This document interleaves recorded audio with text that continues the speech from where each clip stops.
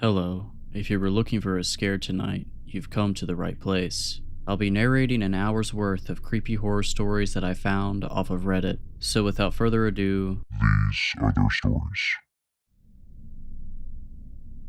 I turned 18 in 2008, and on the day of my birthday, for reasons I won't bore you with, I packed up my things and moved out. For 4 years, I lived in my car, working as a barista from 6 to 2 and as a line cook from 4 to 10. My plan was to work until I had enough money for my own place, and then to either go to college or get a more stable job. Looking back on it now, I don't know how I did it, but by 22, I'd saved up a decent sum of money and began my hunt for a semi-permanent place of residence. I was living in Los Angeles at the time, and though housing prices weren't as bad as they are now, it was still a pricey county. After months of asking around, I was connected with Anders, an elderly man who was leasing a 2-bedroom, 1-bathroom house in North Hollywood for far below market rate. The catch, because there's always a catch when it comes to affordable housing, was that the house had been terribly maintained. It had been unoccupied for a year and would need some serious TLC before most people could comfortably reside in it. I, however, had been living out of a car for 4 years. As long as the place had running water, it would be an upgrade for me. I moved into the house in fall 2012. Anders gave me a tour before I got settled. He was a short, joyful old man, well-meaning, but how do I put this? Maybe not the most focused as a result of his age. At one point during the tour, he showed me the bathroom, then the master bedroom, then the bathroom again, then the master bedroom again. He was about to walk into the bathroom for a third time before I gently guided him down the hall. The house itself was livable but weathered. Dim lighting from outdated fixtures cast long shadows over peeling wallpaper. The ceiling in many of the rooms was discolored from past leaks. The faucet in the kitchen sink was broken, the bathtub was badly chipped, and a few of the cabinet handles fell off in my hand. It was a rundown place located in a bars on the window kind of neighborhood, but still it was my place. I was smiling ear to ear when Anders gave me the keys. "It's a good house with good bones. You take care of it now," he instructed, which I found ironic. Before he left, he paused in the front doorway, drawing a hand to his chin as he looked behind me into the house. I tried to follow his gaze, but couldn't figure out what he was looking at. "Everything alright?" "Yes. Just that something looks different about that bathroom, though I can't put my finger on what." Well, it's a good house with good bones. You take care of it now." And with that, he gave me a nod and left me to my unpacking. I hadn't realized how much I'd missed living in a house. I didn't care how rundown the place was. Just having an accessible bathroom and a full-size mattress to sleep on made me feel like a king. After I'd spent a few days cleaning the place up, I invited my sister and her fiance over for dinner. I'm sure it sounds stupid, but my newly acquired ability to host company made me proud. In no time at all, I'd comfortably settled into my new home. That evening, after saying goodbye to my guests, I took a shower. The bathroom lacked a traditional above-the-sink mirror. Instead, it had a wide, full-length mirror mounted on the wall to the left of the vanity. When I exited the shower and stepped up to the glass, raising a hand to wipe away the fog, I noticed something odd. In the condensation, right at my eye level, was the word "hi." I didn't know what to make of it. Somehow, the letters seemed intentional. It was hard to pass off as simply the way the steam had settled. My sister had been in the bathroom just before she left. Maybe she had written the word on the mirror with her fingertip, and the steam had only made the letters visible after my shower. I almost texted her about it, but the message seemed ridiculous when I typed it out, paranoid even. I wiped the mirror down and turned in for the night, and soon I forgot about it entirely. The following week, I received a promotion at one of my jobs, and while I was grateful for the additional income, my new position meant longer days. Additionally, I realized that a few of the house repairs were beyond my ability, and so I started outsourcing some work to contractors. It was annoying to only have the house to myself at night, but I didn't have another option with my busy schedule. Things were generally progressing smoothly, though every once in a while, in the middle of the night, I would be awoken by a sound that I couldn't quite place. When I next noticed writing on my mirror, I had been living at the house for a month. The second sighting occurred in much the same way as the first. I came back home after work and took a shower. When I pushed back the shower curtain, I looked at the glass and saw, written in the condensation, the words, "Staying long." Now, I could pass 2 letters off as a coincidence, but 2 words, an entire question. That was no coincidence. Someone had been in my bathroom, and recently. family. I had contractors in and out of my house all the time, so one of them could have written the message, but why? I got dressed and put a hand on the bathroom doorknob, about to go back into my bedroom, when it occurred to me that whoever had written the message might still be around. I slowly cracked open the door, peering down the dark hallway in one direction, then the other. I listened very carefully, but heard nothing. I walked around my house, which didn't take long given its size, and looked for anything out of place. All of my doors were locked, all of my windows were shut, and none of my personal items had been disturbed. If someone had broken into my house, they were long gone by the time I looked around. That second message put me on edge for days. I triple checked that my windows and doors were locked each night. I looked in every potential hiding spot, of which there were few in my little house, after I came home from work and before I went to sleep, and yet, though I was certain that my house was secure, I couldn't shake the sense that something was wrong. A month passed without incident. I had almost started to feel at home in my new lodgings again until one Friday morning I awoke just past 3 a.m. I couldn't immediately tell what had woken me. Often the house settled at night, creaking and groaning in ways that made it sound alive, but in that moment the house was silent. It was only after I turned my head to the side did I realize that my bedroom door, which I was certain I had shut, was wide open. I stared down the hallway, feeling as though I were gazing into a black hole. The darkness was abyssal. I kept waiting for my eyes to adjust, waiting for them to pick out the familiar shapes of my home, but they never did. I couldn't see a thing, so why did I feel like something could see me? Like there was something in the house with me, just feet beyond the threshold to my bedroom, watching, waiting. Somehow, I found the courage to rise from my bed and walk toward the door. When I made it to the handle, I grabbed it and slammed the door shut. I didn't investigate further, didn't so much as stick my head out into the hall for a closer look. My bedroom door didn't have a lock, none of the doors except the bathroom did, so I dragged my bookcase in front of the door. It was a small bookcase, and an intruder could probably ram the door open anyway if they wanted to, but not before the sound alerted me. When morning came and I had to leave the house for work, I genuinely considered exiting my house through the window. I was almost late by the time I worked up the nerve myself to look around my house before I left. As always, I found nothing amiss. After work, when I reluctantly returned home for the night, I ate a quick dinner and hopped in the shower. I remember standing in the tub for a long time, mulling over my predicament. I'd heard horror stories about people secretly living in other people's homes. Maybe I'd become a victim of a frog without even knowing, but if that was the case, then where the hell were they? There was nowhere to hide in that tiny house. I'd torn the place apart multiple times by then, checking every cabinet and closet. The inside of the house couldn't be accessed from the crawl space, and the air vents were too small for a person to fit in. Suddenly, I heard a click, so tiny that I'd almost missed it entirely. I tore back the shower curtain, gripping the shampoo bottle like I was about to bludgeon an intruder to death with it. As I'd come to expect, there was no one in the room, but there was a new message on the mirror. This one was bold, the easiest to read of any of the messages I'd received so far. It was 3 words long: I see you. Some awful amalgam of fear, confusion, and anger made my stomach churn. Ultimately, the latter emotion rose above the rest. I hastily dried off and threw on some clothes, then grabbed my phone from where I'd left it on the bathroom counter. I punched in Anders' number and glared at that mirror as I listened to the phone ring again and again. I'd started to think it was too late for him to be awake when he suddenly picked up. He started to ask me how I was faring in my new lodgings before I cut him off.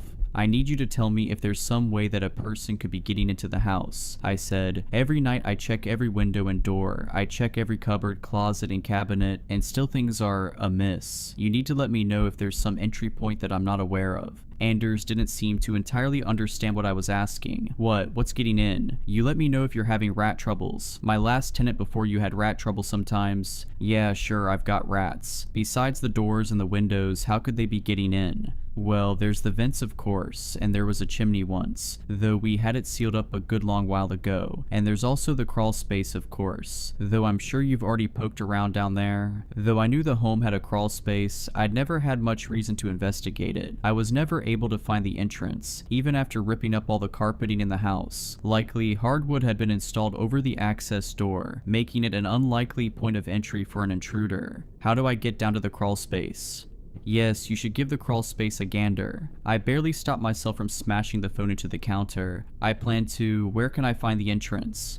That'll be on the floor of the bathroom closet. I looked around the room. Surely I'd misheard him. Either that or he was confused again. What? I know, it's an odd place for it, but it's only there because that room didn't always used to be a bathroom. The bathroom doesn't have a closet. Sure it does. Just to the left of the vanity. I looked at the mirror, at that long, oversized mirror. I'd always found it odd for a bathroom of that size to have a built-in floor-to-ceiling mirror. What was it that Anders had said when he'd first visited? That something had looked different about the bathroom. Setting my phone down next to the sink, I stepped up close to the glass. I spent a few moments feeling around the frame, looking for a latch, then I grabbed a portion of the right side of the frame in 2 hands. After one hard yank, the mirror swung open like a door, revealing a large walk-in closet. Anders was saying something on the other end of the line, but I was too stunned to answer. There was a square-shaped hole at the back of the closet, which I assumed led down to the crawl space beneath the house. The closet floor was littered with all kinds of trash. Filthy sheets, fast food containers, beer cans, and I realized some of my own items. Little things I thought I'd misplaced. A sock, a toothbrush, a comb, and a small frame photograph of me, my sister, and our old family dog. I crouched down to pick up the photo, perched in the doorway as I studied my younger, smiling self. I heard Anders say my name over the phone, except the voice didn't sound much like Anders at all. It was too deep, too clear, too close. When I looked up, a man was peeking out at me from the hole in the floor. He smiled at me, his eyes wide and pupils blown, his smile so wide it looked painful, and his hair long and matted. He was only visible from the neck up, and the harsh lighting made it look like a disembodied head was grinning at me from the back of the closet. Horrified, I rose to my feet and ran. I didn't stop running until I made it to my car, which I promptly drove to my sister's house. The next day, I drove to the police station to file a report. An officer met me at the house to check the scene, and I showed him the hidden closet, which indeed had an entrance to the crawl space. My best guess was that the intruder was entering my crawl space from the small door on the side of my house. He'd likely been squatting in the house during the year in which it sat unoccupied, and when he saw it was being prepared for sale, he had disguised the closet door so as to keep a little room for himself. Why he decided to stay, or why he was leaving me messages, I can't say. From his actions and from what little I saw of him, I think it's safe to assume that he wasn't of sound mind. Unfortunately, the man was never found. For all I know, he's still in that same neighborhood. Hell, he might even be in the same house. I moved across the county afterwards and have lived in studio apartments ever since. The thought of living in a big house with all those rooms and corners and places to hide gives me the creeps. It's not just houses that the incident soured for me, but mirrors as well. These days, when I visit a friend or stay at a hotel, I always have to carefully inspect the bathroom mirrors, shining a light directly into their faces and tapping a finger against the glass. Because the worst detail of the whole ordeal was that, when revisiting the bathroom with a police officer, I stepped into the old closet, closed the door, and looked into the mirror. Instead of the mirror backing, I saw the officer's face on the other side of the glass.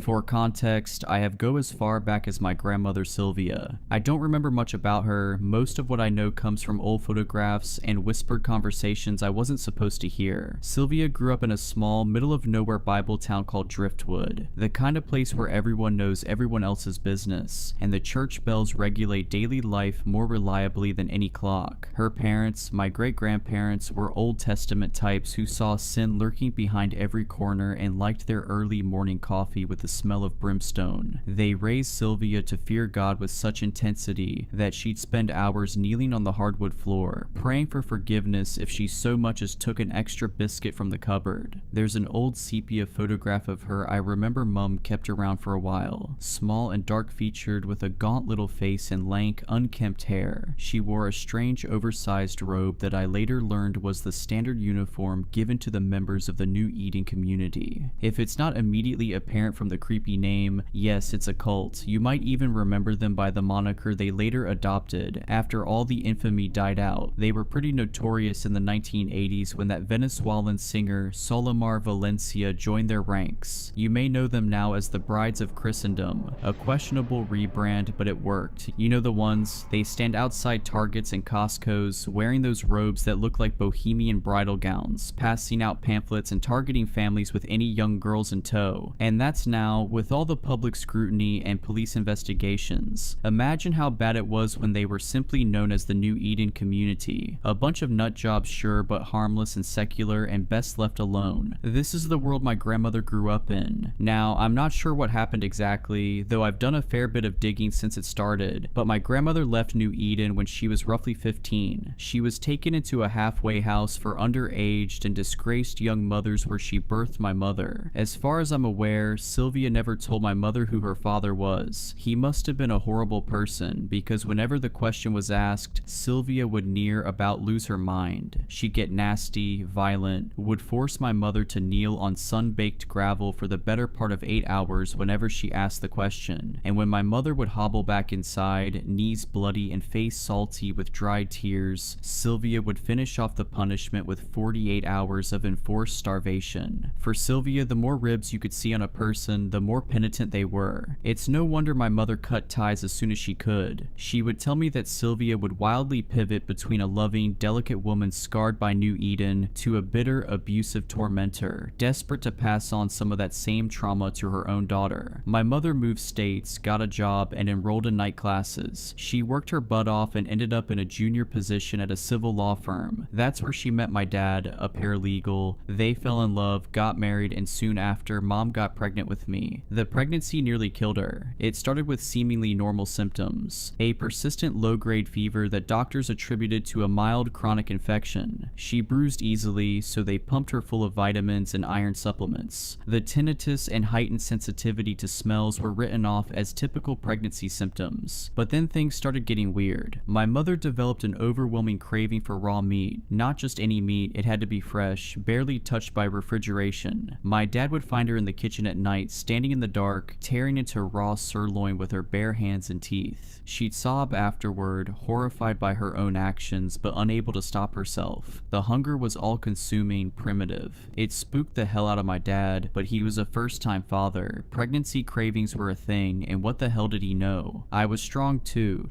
strong for a developing fetus. I broke 3 of her ribs as I grew, and the doctors couldn't explain how. But worse than the physical symptoms was the fear. My mother carried around a consuming, endless sense of doom that didn't abate until my birth. She couldn't describe it, couldn't rationalize it, but she was terrified. Not of birth, not of me specifically, but of something else. Something she could sense but not see. It was during her 3rd trimester that she reached out to Sylvia. I think the fear finally overcame her pride, her justified anger at her mother's abuse. No matter their strained relationship, she wanted her mama, and surprisingly, Sylvia came. I found my mother's diary after she passed, and that's how I learned about Sylvia's brief return to our family's life. According to the entries, Sylvia was different, softer, more present. She doted on my mother, cooked for her, helped prepare the nursery. My mother wrote about hope, about the possibility of healing generational wounds through shared experiences of motherhood. Sylvia was respectful, helpful, and anchored during a stressful time, until she tried to drown me in the bathtub when I was 2 weeks old. My dad found her just in time. He didn't see the knife at first. He was too focused on fishing my tiny body out of the water. Sylvia stabbed him, but the blade caught mostly fabric and just a bit of flesh. She was small, malnourished from years of religious fasting and self-imposed punishment, so my father was able to subdue her while still holding on to me. My mother came running when she heard the commotion, and that's when Sylvia started screaming. The things she screamed haunted my mother, enough that she wrote about them constantly in her journals, etched permanently into ink-stained pages as much as her mind. Sylvia had raved about a curse on the women in our family, about how she hadn't been strong enough to kill my mother when she had the chance, and she wouldn't make that mistake with me. Apparently she screamed so hard she coughed up blood. She begged my mother to end our line, said each daughter born was like rolling dice. Not all of us would birth daughters, she said. Some of us would birth something else entirely. They took her away in handcuffs, still screeching about darkness and choosing and something about rooms deep underground where the brides would go. The doctors diagnosed her with religious psychosis, citing her involvement with the New Eden community as the root cause of her break from reality. 3 weeks later, they found her hanging from a bedsheet noose in her room at the psychiatric facility. She left behind a single note for my mother. I tried to save you from being chosen. Now you must save your daughter. End the bloodline before they find her. And my parents did their best to give me a normal childhood after that. They never spoke of Sylvia or what happened, though sometimes I'd catch my mother staring at me with this uncertain look in her eyes. But nothing happened. I grew up, went to college, got a degree in biochemistry, and landed a job in pharmaceutical research. I was the very model of rationality and scientific thinking. Then my parents died in a car accident when I was 27. The police said a deer jumped into the road, causing my father to swerve. Their car hit a tree at 60 miles per hour. The officer who called me said they died instantly, but I later read the coroner's report. The impact didn't kill them, the fire did. Witnesses said the car burst into flames before it hit the tree, though the mechanics found nothing wrong with the fuel line or electrical system. I spiraled after their death. Grief does strange things to people, makes them reckless, desperate for connection. That's how I ended up in a bar 3 months after the funeral, drinking whiskey like it was water and going home with a stranger whose face I can barely remember. The pregnancy test came back positive 6 weeks later. The symptoms started immediately and they were eerily familiar from my mother's diary entries. Like her, I developed an insatiable craving for raw meat. I fought it, knew it had to be bad for the baby. My mind searches for answers in science. Perhaps I had an iron deficiency and needed a protein boost. Maybe there was a genetic component. I held out for almost 2 months before I gave in. It was the best thing I'd ever tasted. I'd find myself standing in my kitchen at 3 a.m., blood dripping down my chin as I devoured raw chicken hearts I'd bought for the dogs. I loved the sound they made, sinew and muscle giving way beneath my teeth. The fever came next, a constant low-grade burn that no doctor could explain. My skin would bruise at the slightest touch. But there were new symptoms too, ones my mother hadn't experienced. I started having dreams, horrible, vivid dreams of dark, underground rooms where something waited in the shadows. It wasn't a memory, I knew that, but it was real. I knew that too somehow. Harriet was born on a moonless night in October. The delivery room lights flickered and died just as she crowned, and when she finally emerged, she didn't cry. She just stared at me with eyes that seemed too knowing for a newborn. The nurses said it was normal, that some babies are just quiet. They ran some tests, signed the birth certificate, swaddled her, and gave her back to me. I went home a day later, alone and relieved. It was short-lived. As she grew, it became clear something wasn't right. Harriet never babbled like other babies. She didn't laugh or cry, just watched, always watching. By age 2, she was diagnosed with solar urticaria, an extreme sensitivity to sunlight that kept her indoors during the day. Her skin would blister and burn within seconds of sun exposure, so we became creatures of the night, venturing out only after sunset. The doctors ran test after test, checking for autism, selective mutism, any explanation for her complete lack of verbal communication. Everything came back normal, but I began to wonder. Small paranoid thoughts began to fester in my mind. I saw the way animals reacted to her, the way neighborhood dogs would whimper and hide when we passed, the way birds would fall silent and still when she looked at them. At night, I'd often find her standing at her bedroom window, small hands pressed against the glass, staring out at our moonlit street as if waiting for something or someone. Sometimes I swore I could hear her whispering, though she'd been nonverbal her entire life. I made a good show of being stern at first, demanding she go to bed. She'd go willingly enough. Oh, she always obedient. But after the 7th or 8th time I caught her standing there, rigid and whispering, I stopped chiding her, stopped searching for her in the night at all. Truth be told, she scared the heck out of me. I'd simply stand in the doorway, watching her silently, rehearsed admonishments curdling in my mouth. One time, as if she'd somehow heard my footsteps, she looked back over her shoulder at me. We simply looked at each other for nearly 15 silent minutes. I swear to God, when I turned to walk away, I think she smirked. She turned 5 on a Monday. The brides of Christendom came on the following Tuesday. 2 women in flowing white robes stood on my doorstep, pamphlets in hand. Their skin was pale, their hair so black it seemed to absorb light. Familiar coloring. I saw similar features whenever I stared in the mirror each morning. I remember staring down at that pamphlet, debating with myself. But I'd been living with a strange little child for 5 harrowing years by that point, and I'd recently finished reading all of my mother's journals. I'd read Sylvia's warning, so I mentioned my grandmother had been part of their community once, and their eyes lit up with an intensity that made my skin crawl. Sylvia's granddaughter, one of them breathed, reaching out to touch my hand. We've been looking for you for so long. I shouldn't have invited them in, but I was desperate for answers about my family history history, about Sylvia. They sat primly on my couch, their white robes pooling around them like spilled milk. We talked about mundane things at first, the weather, the neighborhood, their charitable work. They were articulate and warm, speaking passionately about their women's shelters and educational programs. Something about their careful politeness reminded me of funeral directors. Then Harriet wandered into the room. The change was subtle but immediate. One of them stopped mid-sentence, her carefully practiced smile faltering for just a moment. They exchanged a glance that lasted a fraction too long. The younger one leaned forward slightly, hands clasped in her lap so tightly her knuckles bled white. "What a beautiful child," the older one said. "Is she yours?"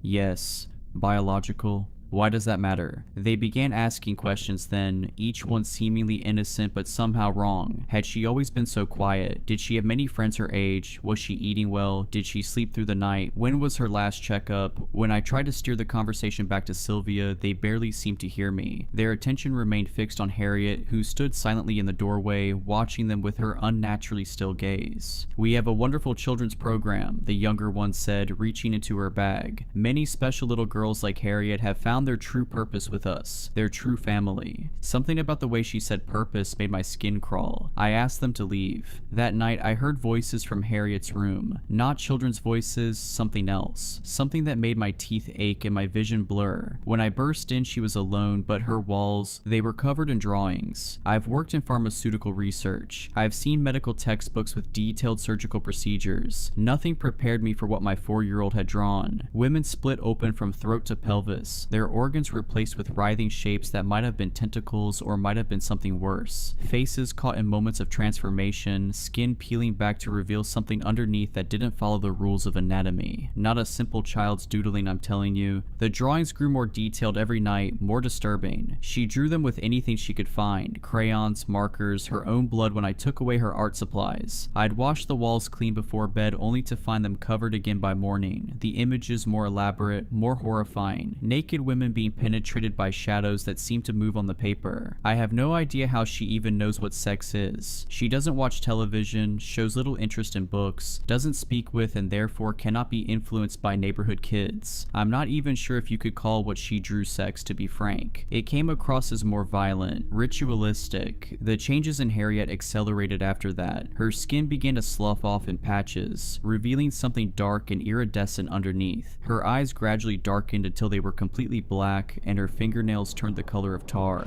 I tried to convince myself it was some kind of infection, but deep down I knew better. At the start, I took her to see doctors and specialists, but nothing worked. When they started mentioning prolonged hospitalization and tests, Harriet would act out violently, both towards me and herself. But at this point, despite spending a lifetime grounded in the exploration of the real, for priding myself in being an individual of sound logic, I knew this was something else. Nothing that medicine could explain, something other. She stopped sleeping. I'd find her standing in different rooms at night, perfectly still, her head tilted at an angle that made my neck hurt just to look at. Sometimes she'd track movement I couldn't see, her black eyes following invisible things across the ceiling. The houseplant started dying, then the grass in our yard, spreading outward from her bedroom window in a perfect circle. I found her in the neighbor's yard one night, crouched over their German Shepherd. The dog's chest was torn open, and Harriet's face was buried in the cavity. When she looked up at me, blood dripping from her chin, she spoke for the first time. The sound she made wasn't English, wasn't anything human. It reminded me of the sound oil makes when it hits a hot pan, all sizzle and hiss. But underneath was something else, something that made me taste metal and smell burning hair. I ran inside and vomited until there was nothing left but bile. Forgive me, but I was a mother and I loved her despite it all. I buried the dog before the sun rose, feigned ignorance when the neighbors came knocking. I found the dog's collar days later, hidden beneath Harriet's pillow like some kind of trophy. She should have been locked up in a psychiatric ward that day, but I was weak, and besides, it wouldn't have worked. Desperate, I began researching the New Eden community. I found an online forum for survivors and connected with a user called the Wicked Below 82. She seemed to know things, horrible things, about the community's true purpose, about the 7 compounds spread across North America, Germany, and Australia, about the rooms deep underground where they took the girls who were ready. Her Her messages became increasingly frantic as we talked. She told me about her time in the compound, about the screams that echoed up from below, about the girls who went down with flat stomachs and came up 9 months later with something moving under their skin. She would have gone herself if she hadn't developed a cancer young that rendered her likely infertile. Thank everything for osteosarcoma, she joked. Then she asked about Harriet's symptoms, and each answer I gave made her more agitated. You need to end it, she wrote finally, before they complete the circle, before all 7 are born. I can't find her account anymore. I hope nothing has happened to her, but that brings us to tonight. Tonight, I woke to a smell like rotting meat. Following it led me to Harriet's room, where I found a pile of what looked like shed snakeskin, but I recognized the birthmark on one piece. The blood trail led to our bathroom where I found her. Jesus, I can barely write it. I can't describe what my daughter had become. What sat in our bathtub looked almost right, but wrong in ways my mind couldn't properly process. Like when you see a face in a dream and know it's your mother, but wake up remembering features that couldn't possibly fit together into a human face. Parts of her seemed to fade in and out of my vision, as if whatever she was becoming couldn't fully exist in our reality. When she moved, her joints bent in directions that made my eyes hurt. Her skin rippled like oil on water, and underneath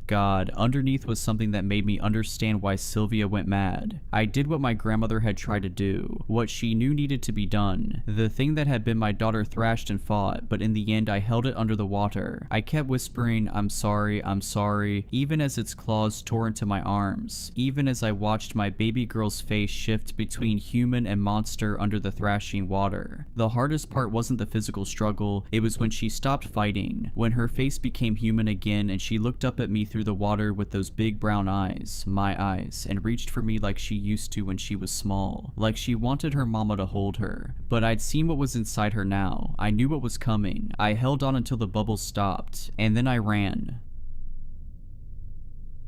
Everything was completely normal until last year. We had what felt like a totally typical marriage. I remember the night things started to get weird because it was right after our 5th wedding anniversary. It was a regular day working at the bank when I got a text from my wife. A text from her in the middle of the day was not unusual, but what the text said was definitely not like my wife. Hey babe, I had an idea for something new we could try when you get home. Now, don't get me wrong, I was thrilled to get this text in the middle of my workday. I think any man would be ecstatic at a text like that, but I was having a hard time getting too excited because something about it felt so off. My wife has never been the kind of woman to send a message like this, let alone want to try something new. She is a very shy and to herself woman. The day moved at a snail's pace as I anticipated what my wife had in store for me. I tried not to overhype it in my head. I prepared myself to find a baked good or something when I walked into the house. I fully believed she didn't mean to send a winky face. Not to say I would have been disappointed with whatever she had in store. I'm not much of a wild guy myself, but a little spice never hurt anyone, right? When I pulled into the driveway, I was surprised to see most of the house lights were off. I suspiciously unlocked the front door to see my beautiful wife standing facing away from me in the doorway to the bedroom. My happiness from seeing her quickly grew into confusion when she didn't turn around to look at me when I walked in and said her name. She would normally run up to me and give me a big hug. In the past, my wife has always been the sweetest person I've ever known. For her to not run up and give me a hug and a kiss was strange. I made my way inside after waiting a second, trying to be as loud as possible in the hope she would suddenly notice I was home and look at me. I got closer and noticed she wasn't moving other than her soft breaths. I was standing right behind her and tapped her on the shoulder. Hey sweetheart, are you okay? Right as I got out my words, she jumped around to face me with a giggle and smile. Ha, that was so funny. Did I scare you? She said while covering her mouth in an attempt to hide her toothy laugh.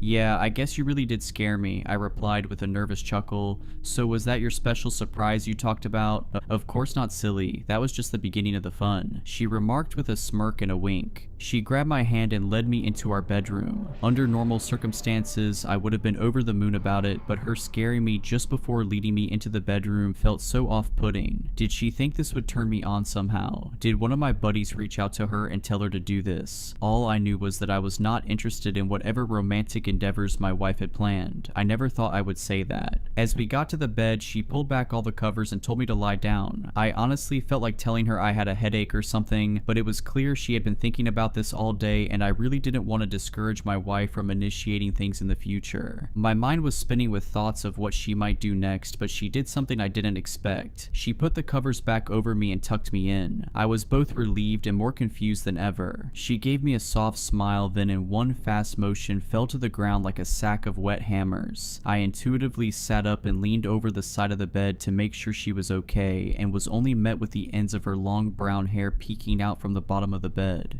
"Hey Catelyn, why are you hiding? Can you please come out? I'm not a fan of this game you're playing," I murmured in a tone trying to not sound freaked out. I was only met with the sound of a muffled giggle. I sat in bed for the next 10 minutes trying to tell her to stop. It went from polite asking to begging, but the laughter didn't stop. After my begging didn't seem to work, I got the courage to get out of bed and look beneath me. As soon as I put my foot down, she grabbed my ankle. "What the hell, Catelyn? This isn't funny. You have fun here, I'm sleeping on the couch." I slammed the bedroom door behind me and curled up on the living room couch. I could still hear her laughing from the joke I seemed to miss. It was so hard to sleep that night. The image of her hair barely peeking out from under the mattress really stuck in my head for some reason. It took a while, but I finally fell asleep. The next morning I was up for work a couple hours before her, so we didn't get the chance to talk. I had to go into the bedroom to get my clothes for work, so I peeked under the bed to check on her. She was sleeping peacefully on her stomach, and I tried not to wake her. It was a long, hard day at work. I wasn't really feeling all that scared anymore, more so worried for my wife. I wasn't sure how I could help. Around 10 a.m. I got a text from her. "Hey Emmett, I'm really sorry about last night. I have a lot of explaining to do once we both get home. Can we talk over some pizza?" I felt so much better after reading those words. It might seem insignificant, but my wife hates pizza, so whenever she is willing to eat it with me, I know she is putting in the effort. It was the end of the day, and I headed home looking forward to some pizza and some time with my hopefully back to normal wife. I walked through the door and was relieved to see my wife setting the table and putting down a pizza box. She heard the door shut and ran to give me a hug and a kiss. I really felt like I had my wife back. "I'm so glad you're home. Sit down, sit down. I got pizza from your favorite place down the road," she said as she pulled a chair out for me to sit down. We were both quiet for a minute or two after we both sat down. I don't think either one of us knew how to start the conversation. Just as I was about to speak up, she started to talk. "So I know last night was weird. I just got really insecure after hearing a few of my coworkers talk about the things they do with their partners, and I was worried you thought I was too boring. I know I can be shy and don't like to do anything crazy, and started to feel guilty for not doing more with you. I wasn't entirely sure how to even go about it or what you would like, so I just went for it. I understand now how I went wrong. I'm sorry, I just don't know how to do this kind of thing," she said as if she had rehearsed it many times in her head. "Why would you ever think I was bored of you? I don't need any of that wild stuff. I married you for a reason. You don't need to try to be something you're not. I love you for who you are," I said as I grabbed her hand. She took a deep breath and looked at me with watery eyes. "I love you too. Thank you for being so understanding. I really want to make it up to you."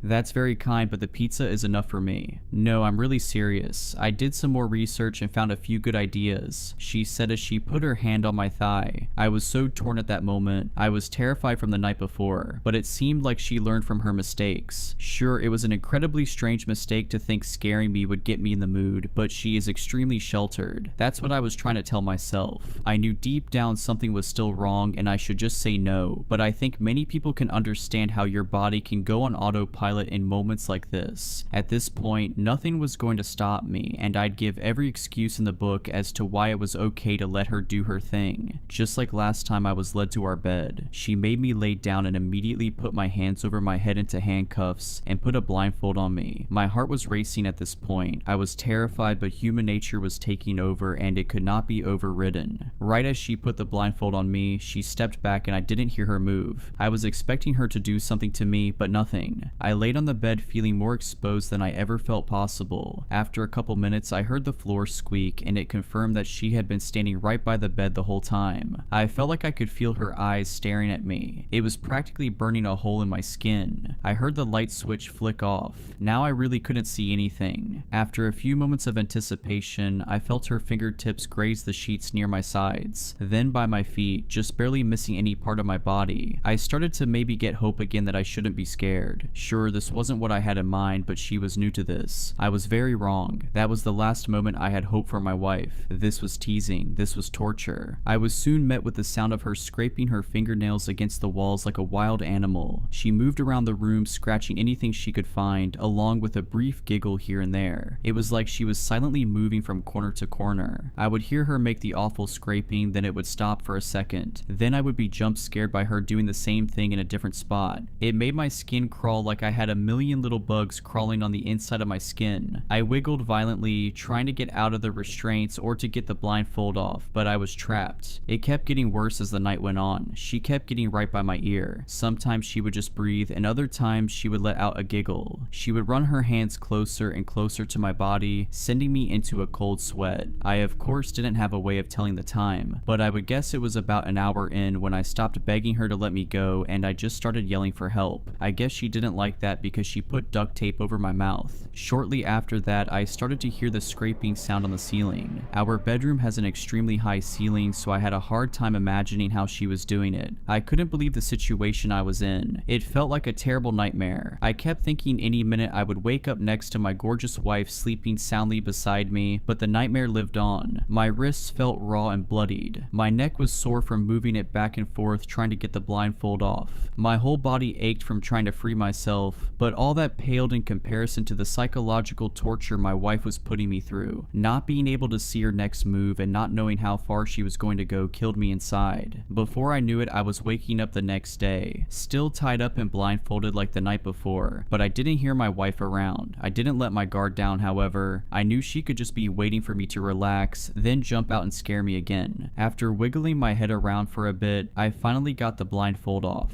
I was honestly scared to open my eyes. I was terrified that my wife would be standing in the corner waiting for me to look at her. Luckily, when I opened my eyes, she was nowhere to be found, but the relief was brief after seeing the aftermath of my bedroom. Nearly every square inch was scratched, even on the 20-foot ceiling above my head. Some of the scratches even had blood in them. As I looked around at my ruined room, I heard my phone buzzing on the bedside table. Either I put it there before getting into bed or my wife put it there. At this point, it didn't matter, but having my phone near me could be a saving grace. I figured it was my boss calling me since it was 10 a.m. and I wasn't at work. I wasn't sure if my wife had any plans of coming back to get me, but maybe if I didn't show up to work, my boss would get worried about me and come looking for me. I soon had the realization that if they called my emergency contact, it would just be my wife, and I wasn't sure how helpful she'd be at this point. I laid down in my bed the rest of the day, miserable as I watched the hours go by, my stomach growling and my arms were sore from them being above my head for the last 24 hours. It was around 9 p.m. when my phone started getting calls like crazy. I remembered I had plans to get dinner with my brother and he was probably worried about me. I am not the kind of person to just bail. After a couple hours of calling, I heard a few knocks at the door, followed by my brother's voice. It was muffled, but I could tell he was worried. I heard keys start to wiggly in the doorway. He had a set of keys in case I lost my pair and needed to get in the house. He opened the door and yelled out my name as I tried to be as loud as possible, thrashing my body around as I tried to scream out the duct tape that was nearly off my face. "Emmett, what the hell, dude?" My brother yelled and he ran to my aid. He immediately ripped the duct tape off my face. "Oh my gosh, thank goodness you are here. Get me out now."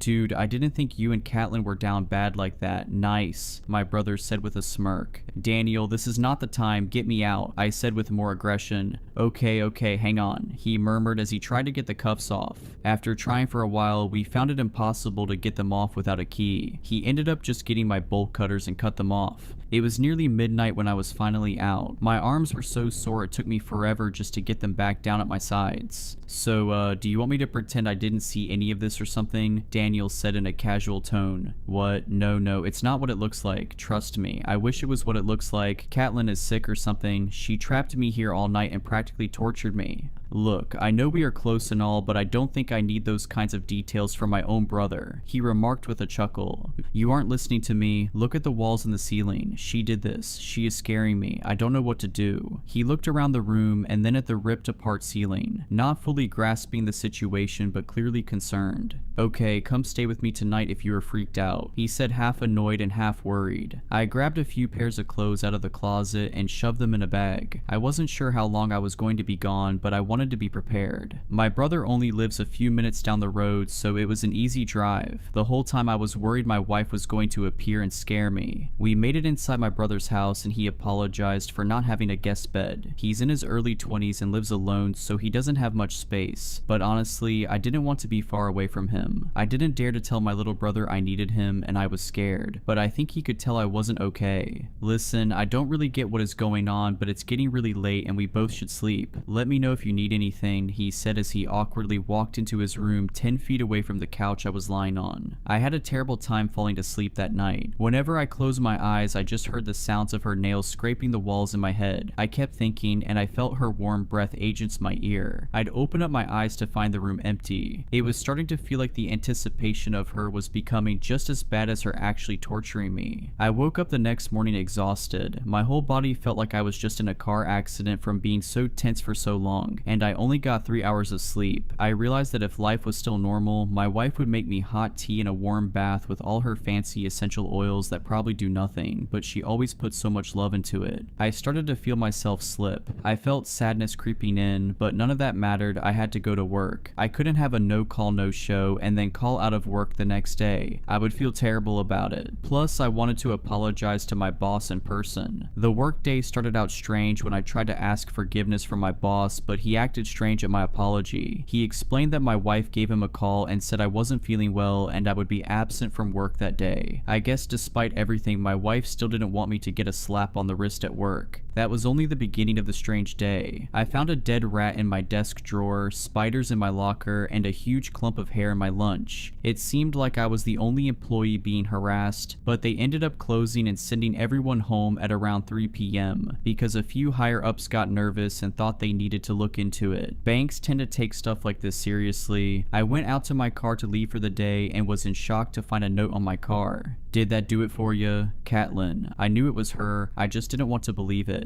The last thing in the world I wanted to do was talk to the woman. I was terrified at this point, but I had to beg her to stop. For some reason, she thought I had some weird kink for being scared. Or maybe she developed one. Regardless, I had to tell her if it didn't stop, I was going to leave her, or even get a restraining order. I didn't want to meet her in person by myself. I didn't know what stunt she would try and pull to convince me to give her one more chance. Since my brother was already partly up to date on the situation, I asked him if he would be there for our meeting. It might be awkward, but I needed him. I didn't want to involve more people than necessary. I texted them both individually and told them to meet me at a coffee shop that night. It was 7 p.m. and my brother was already sitting next to me waiting for my wife to walk in. As she walked in, it was clear she was putting on an act. She looked overly sad and was dressed in bright clothes that she'd never worn in the past, trying to make herself look innocent. She pulled out a chair and sat down at our table. The air was thick and awkward. Catelyn, I wanted to meet in person and have Daniel here because I need you to know whatever you are pulling here isn't what I want. I'm not enjoying whatever act you are putting on. I'm not turned on. I don't find it sexy. Whatever you want to call it. Please stop. If this is something you are into, I think we need to talk to a professional because it's scaring me, I said earnestly as her eyes got watery and Daniel slouched in his chair uncomfortably.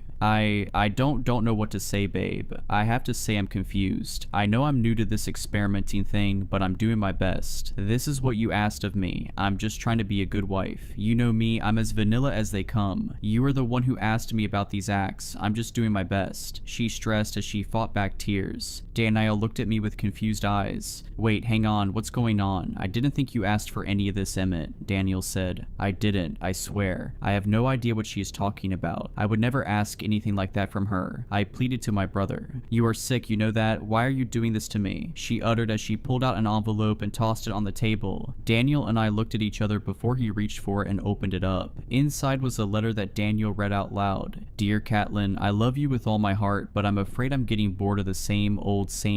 I want something more. I am writing this out as I might feel weird saying it face to face, but I've been thinking about it and, well, nothing gives me a high quite like when I'm scared, and I mean truly terrified. The adrenaline rush is like nothing else. I think if we employ this this into our lives, it would really spice things up, in the everyday and in the bedroom. I hope you understand and don't get put off by this, but I really want it. Under no circumstance if I say stop should you stop. If I tell you I'm too scared, you know you are doing something right. I can't wait to see what you come up with, Emmett. He lowered the note to look at me, only finding shock on my face. What the hell, dude? Why would you do this to your wife and get me involved? This is so messed up and gross. Don't get me involved in your sick kinks ever again, he said as he threw the note at me and stormed out of the coffee shop. I begged him not to leave, but he didn't even turn around. I sat and stared at my wife, terrified. What on earth is going on here? You and I both know I didn't write that garbage, I angrily whispered to her. Her face slowly morphed from sad to a satisfied grin. Stop it, I don't like this. Why don't you realize I hate what you are doing? I cried. When will you realize everything isn't always about you? Maybe I'm the one who likes it, she said as she lifted her eyebrows. Stop, you are scaring me, I begged. Good, then it's working, she said as she pushed her chair back and stood up. She turned around and looked like she was going to leave. Just as she was about to open the door, she stopped. She turned back around and looked at me. She slowly walked back toward me and picked up the note my brother threw. She grinned at me smugly as I trembled in fear. She leaned down to my ear and whispered, I guess I did a good job imitating your handwriting, huh? She said as I remained frozen in my seat. I watched as she walked out, got in her car and left, not knowing what to do next. She turned my own brother against me. This wasn't a miscommunication or something. She was doing this on purpose. She was torturing me. But why? It couldn't be just because she was bored of everyday life. Something was wrong. I knew my brother wouldn't want me back at his place. He saw what looked to be proof of me being a nasty scumbag. I wouldn't be able to convince him otherwise. I went to a hotel for the night. I didn't have other options. I didn't want to burden anyone else with this. Plus, I figured she'd just turn them against me too. After what felt like the longest day of my life, I was in my hotel bed trying to relax. I got a text from my boss letting me know they had to close the bank for the next couple of days because they were doing an investigation. I felt some relief from this. At least I didn't have to worry about work for a day or two. I don't remember much of that night, but I do remember the outcome of the early morning. I remember feeling cold and wet. I opened my eyes to see I was in the woods and lying in a very shallow grave. Most of my body was above ground with a small pile of dirt on top of me. I was frozen in fear, the fear of my wife lurking around somewhere. It seemed like she tried to bury me alive but did a half-worked job. I tried looking around at the dark forest to try and get my bearings, but only found more confusion and dread. The cold morning wind whistling around me added to my looming fear, as if it was taunting me, but it didn't scare me nearly as badly as my wife. I looked around for her to try and find her, but only got more and more worried when I didn't see her. I heard the sound of twigs snapping from every side. Eventually I heard a grinding, clicking sound. It sounded robotic but also human. Then it turned into a giggle. I never thought the sound of my wife's giggle would haunt me so feverishly. The sound would come from far to the right, then switch to my left, faster than she would have been able to get that far, much like she did in our bedroom a couple nights back. I started to hear footsteps along with the twigs breaking. I swore it didn't sound like she was walking on 2 feet but on all fours. I tried not to think about it. I told myself my mind was playing tricks on me. I shook my head back and forth in an attempt to shake the visions out of my head. I found the strength in me to get to my feet and to run. I noticed what looked like the right direction to move in, based on the ground being disturbed. Like she dragged me through the dirt to the spot I woke up in. After running for a few minutes, the trail looked familiar. I knew I was close to home. When I would hear the footsteps, I would turn my head to look, only to barely miss her. After what felt like forever, I saw her. She was on all fours circling me, running like a wild animal, her tongue sticking out of her mouth like a dog. I hardly recognized her. Her circles around me got tighter and tighter. As she got closer to me, she slowed down. Eventually, she got right in front of me and stood up on her 2 legs. I tried to run around her, but before I knew it, she pinned me down. I could barely recognize her up until this point, but something clicked when she got close to me. I looked into her eyes, but I didn't see my wife. I saw something else. I guess I should have guessed sooner, but something was wrong with my wife, because this thing wasn't my wife. What did you do with her? I yelled in her face. You will never find her, she whispered with a hoarse voice. As drolls started to come out of her mouth, she abruptly jumped off of me and scurried back into the woods. The last words she said echoed in my head, you will never find her. The relief I felt knowing my wife might still be out there, but how was I supposed to find her? I couldn't keep up the running my whole way home, but managed to sprint. I kept thinking she was gone, then I would hear her nearby, taunting me. I got back to our house. I hadn't been there since this all started happening a couple days ago, so I was scared scared to see what the inside looked like. I knew I couldn't stay for long. I saw her car still in the driveway, so I planned to take it. My car was still at my hotel, but I needed to make it hard for her to get around. I thought I would also look for clues for my real wife while I was there. After I entered the house, I was shocked to see the state it was in. My wife would rather die than see her home look like this. Glass broken on the ground from wine glasses, dirt and trash in random piles, a foul stench filling my nose. I couldn't believe what that thing did to our once beautiful home. The horrible smell distracted me, but I remembered my goal once I saw some blood. I followed it to the basement staircase. I grabbed the fire poker by our fireplace and walked to the door leading to the basement. I felt guilty for taking so long and not just heroically running down the steps to hopefully see my wife, but my whole being was so full of dread I couldn't help but feel fear. I knew I had to fight, but every part of my body wanted to flee. The door creaked as I pushed it open. It was hard to tell if it was louder than normal or if the moment made it feel excruciating. I peered through the door to see more blood on the stairs. A lot of blood. I ran down as fast as I could without slipping, noticing blood on the guardrails as I tried to grab them. As I made it to the bottom of the steps, I was in shock. I saw my wife. She laid on the cold, unfinished basement floor. Her breath was visible but faint, covered head to toe in cuts and scrapes. I ran to her and collapsed beside her, weeping like a baby. Catelyn, please get up. Come on, we need to get you out of here. You need help and I don't want her to find us," I said with a panicked breath. What's going on? Was I sleeping down here? Wow, my head hurts," she whispered in a groggy voice. "No time for that now, I'm getting you some help," I proclaimed as I lifted her up in my arms with a sudden burst of adrenaline. It was clear from her injuries she needed medical attention, but I wasn't worried for her life. There is no way the amount of blood I saw in the house was all from her. If it was all hers, she'd be on the verge of death. That awful creature must have gotten some blood somewhere else to scare me more, as if the sight of my wife on the floor was grisly enough. We rushed to the hospital in what felt like record time. As I carried her in, the hospital staff approached us asking all kinds of questions. I tried my best to explain, but it didn't sound right coming out of my mouth. I couldn't explain any of it because I was still trying to understand it myself. The staff got my wife set up in a hospital bed. She had an IV for some fluids and some stitches here and there. After a couple hours, she seemed to perk up, but she could tell I wasn't being myself just yet.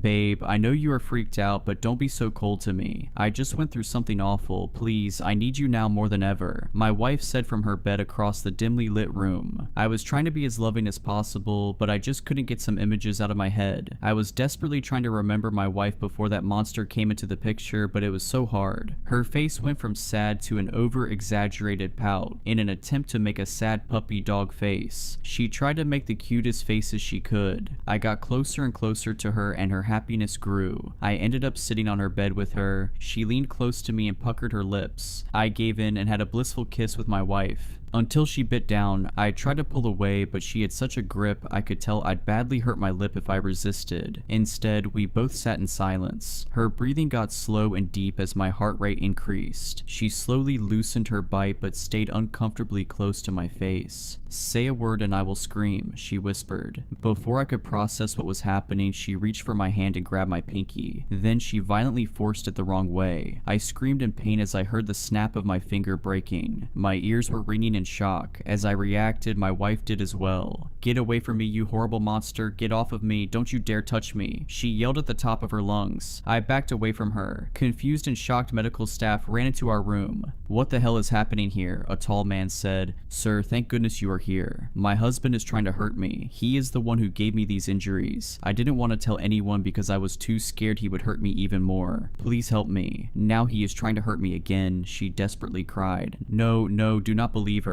"Look at what she did to my lip and my finger. I'm the one who needs help. This woman is torturing me," I said, pleading to the staff as a nurse chimed in. "Those look like wounds of a woman defending herself, buddy. Don't play the victim." "No, please. Someone has to help me. This isn't my wife. This is a monster. She's manipulating you all." I finished my sentence as two large security guards came to take me out. As I left the room, I turned back to look at that thing sitting in the hospital bed. It grinded at me. It was still playing a game, still scaring me to my very core. I made it outside with the 2 security guards and they helped me into a cop car. As we drove, I saw my whole life falling apart before my eyes. I realized I was probably going to jail. She would find her way to make me seem guilty of abuse and who knows what else. She would bend the truth. She even had my own brother on her side. Not only did I come to terms with going to jail, but with the fact that my wife was gone. Even if my real wife was still alive, I've been through so much trauma with that monster that I can never see her the same again. At that moment, my whole world was shattered. I felt emotions inside me bubbling up. I felt sadness, pain, anger, all so strong I didn't know what to do. Just as I fought off my tears, I was jolted out of my depression with the cop car swerving off the road suddenly. Every part of my body tensed up as the car flipped and went into a ditch. I was dizzy, but somehow still lucid. I managed to get my seatbelt unbuckled, but soon found myself in an awkward position, just lying in the flipped car waiting for help. The 2 officers in the front seat were passed out. I was pretty sure one of them was dead by looking at him. After lying in the flipped car weighing my options, I saw someone walking around the car. I yelled for help, but my heart sank when I realized it was her. Suddenly, the car that just moments ago made me feel trapped now felt like my saving grace. The only thing separating me and that monster. I did my best to keep my eye on where she was, but she managed to get around too fast. Before I knew it, she reached through the broken window, grabbed my ankles, and ripped me out of the car. I could feel the glass shards ripping at my skin as she forced me out. She got me out and dragged me a couple feet away from the car. She stood above me, straddling me. Her arms were blooded from pulling me out of the car. She got closer to me slowly, eventually sitting on my chest. As she got close, I could see how bad she looked. Her hair was knotted and ratty, her skin looked dry and weathered. My whole body ached at the sight of her. If this was my wife, something was really wrong. Wasn't that thrilling? She remakes with a crazed look in her eye. Stop it, just stop it. I will leave you and get a restraining order against you. I will do anything in my power to get away from you. I pleaded with her weight on my chest. Ha, how do you think you'll get away with that? I have everyone on my side. I have written evidence that makes me seem innocent. No one will ever believe you. You are putty in my hands. Is this what you want, for me to go to jail, to make me look like an abusive, sexually corrupt man? Why are you doing this? I said with desperation. Go to jail? Who said I wanted you to go to jail? Who do you think stopped the cop car? The Tooth Fairy, she said with a chuckle and twisted smile. Then why did you tell all those lies about me? Why are you trying to make me look guilty and then the next minute save me? If you go to jail, the chase is over. You will be protected by the jail walls and steel bars that keep us separated. I won't be able to keep scaring you. Jail would be freedom for you, freedom from me. What if I would rather go to jail than have you constantly lurking around every corner? I said with squinted eyes. She met my gaze and got even closer. She whispered something that sent a chill down my spine. Go to jail and give up finding your beautiful bride? You sick bastard, I said as I tried to sit up to grab her, but she pinned my arms down. You thought because of the little stunt I pulled I was making up a lie about your wife still being out there? Don't be silly. You know your wife. She would never act like this.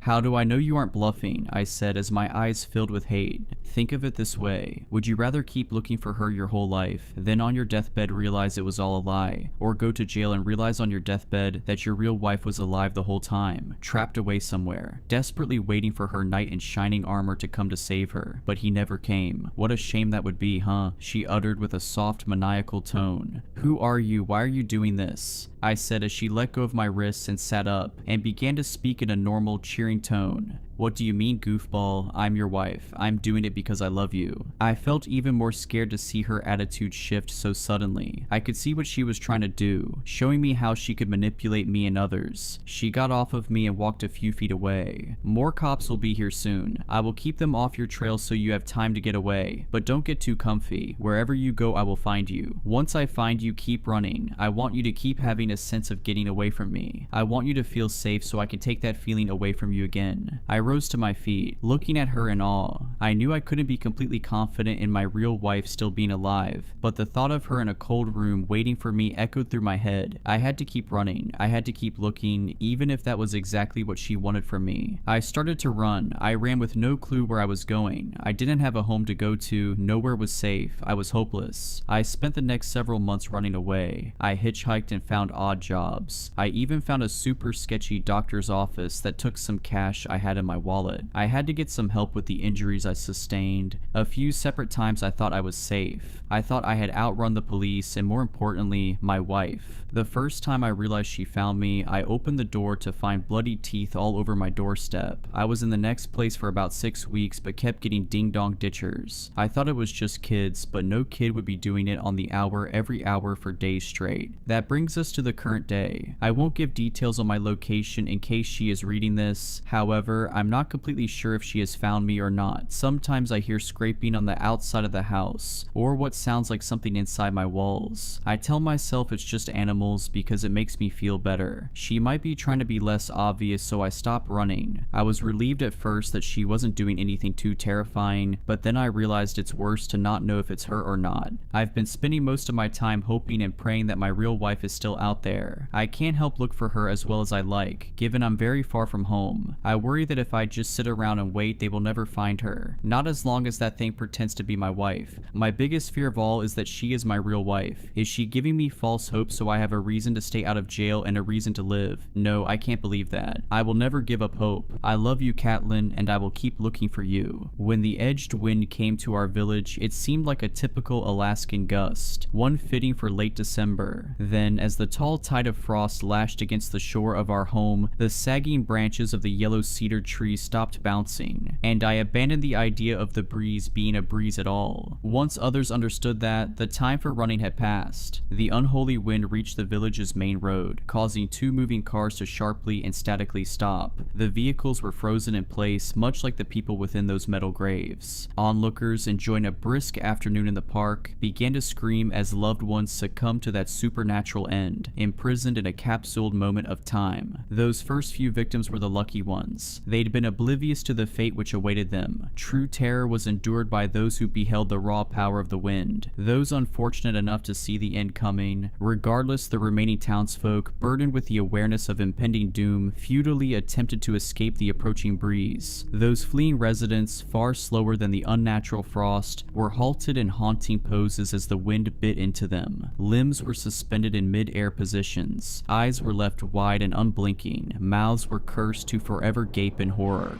"Run," Dad screamed, sprinting towards us from a nearby park bench. My brother, my childhood friend, and I were sitting in a sandbox. Already engrossed in a fantasy world, I wondered whether my imagination had conjured the wind. I thought my mind had transcended to a higher plane. It was my way of processing the trauma. However, I accepted the reality of the situation when my father shoehorned the 3 of us into his Volkswagen Golf. The icy jaws of the wind were nearly nipping at the rear of the vehicle as Dad twisted the key in the ignition, but the beat-up car rapidly lurched forwards. My father wrenched us away from the frost, seconds before it consumed us. "Daddy, where are we going?" I tearfully asked. "I don't know, Jillian," he weakly moaned, maneuvering around fleeing cars and pedestrians. "Are we picking up Mummy?" Alan asked. Dad ignored my brother's question. I was only 8 years old at the time, but I knew that my mother wasn't coming. I understood the significance of the tears in my father's eyes. For 26 years, I successfully managed to suppress that memory. Did such a good job, in fact, that I almost believed it had all been a dream. I started to believe that we had simply moved away from our hometown, and Mum had simply chosen to stay. Dad never convinced me otherwise. He never talked about what happened. Neither did my brother. As for Leon, he moved to an orphanage in Anchorage. We wrote to each other for a couple of years, but his replies became less and less frequent. Eventually, he stopped responding entirely. I used to wonder why my father didn't adopt my childhood friend, but I suppose that would have forced him to accept what happened, and like me, he had no intention of doing that. I thought we would run back to England, having failed to achieve the American dream, but Dad kept us in Alaska. I assumed that he'd been driven by stubbornness, or guilt perhaps. We'd already fled our home. Perhaps fleeing across the pond would have been a step too far. Perhaps it would have felt like truly abandoning our mother. Whatever his reason for staying, Dad didn't tell anyone the truth. He never went to the police. He never returned to look for Mum. "Don't look back, kids," I remember him whispering as we fled the frost. I followed that advice for the next couple of decades, only recalling the event for the briefest moments from time to time. When Dad bought the first computer for our family in 2000, I googled the name of our old town. I typed the word before realizing I was even doing so. I was still young, of course, but I knew that nothing about our speedy departure had been normal. I wanted answers. I'd expected to discover that my village had become a ghost town. That would have made sense. Yes, Alaska's unforgiving climate breeds desolate places born to be abandoned. However, the search results revealed nothing, so I told myself I'd imagine the village. I told myself we'd always lived in Anchorage. As the years passed, I became comfortable with the notion that none of it had ever been real, not even my mother, and that was why I did not expect to see a certain person again. Happy birthday, Jill. My jaw dropped when Leon Taylor appeared on my doorstep. It might seem strange that I would recognize a man who was a child when I last saw him, but Leon always had distinctive features. I immediately identified the mole on his neck, just below his facial scruff, and those sorrowful eyes shadowed by his unmistakable overgrown brows. Leon, I gasped, what are you doing here? The man smiled weakly. Sorry, Jill, I should have done this the millennial way, reconnected through Facebook. No, I just never thought I'd see you again. Do you want to come inside? I asked, motioning at the hallway. Leon nodded, so I made a couple of coffees whilst my old friend seated himself in the living room. A boy who I'd almost forgotten, almost entirely erased from existence, just like our old town. But I'd always known, just beneath the surface of my shallow memories, that it had all been real. The truth of my childhood was always within reach. As I brought the drinks into the lounge, hands trembling, I tried to dispel the thoughts flooding my mind, thoughts of that awful day. How's your dad? How's Alan? Leon asked, taking the cup of coffee. I sighed. Dad's been unwell for a few years. He hasn't been taking care of himself and he's getting old. As for Alan, well, Alan's the way he's always been, uptight and distant, but when was the last time you spoke to him? Leon sharply interjected. The question caught me off guard. Huh? Your brother, when was the last time you spoke to him? Leon asked. My face drained. He knows, I thought. How on earth does he know? 3 years ago, I answered. My old friend nodded. Did you fall out? I scoffed. That's an understatement. You remember what he was like when we were kids, don't you? Leon shrugged. He was 2 years older than us. We must have infuriated him. I nodded. Sure, but I grew up and he never did. We had a big argument and we haven't spoken since.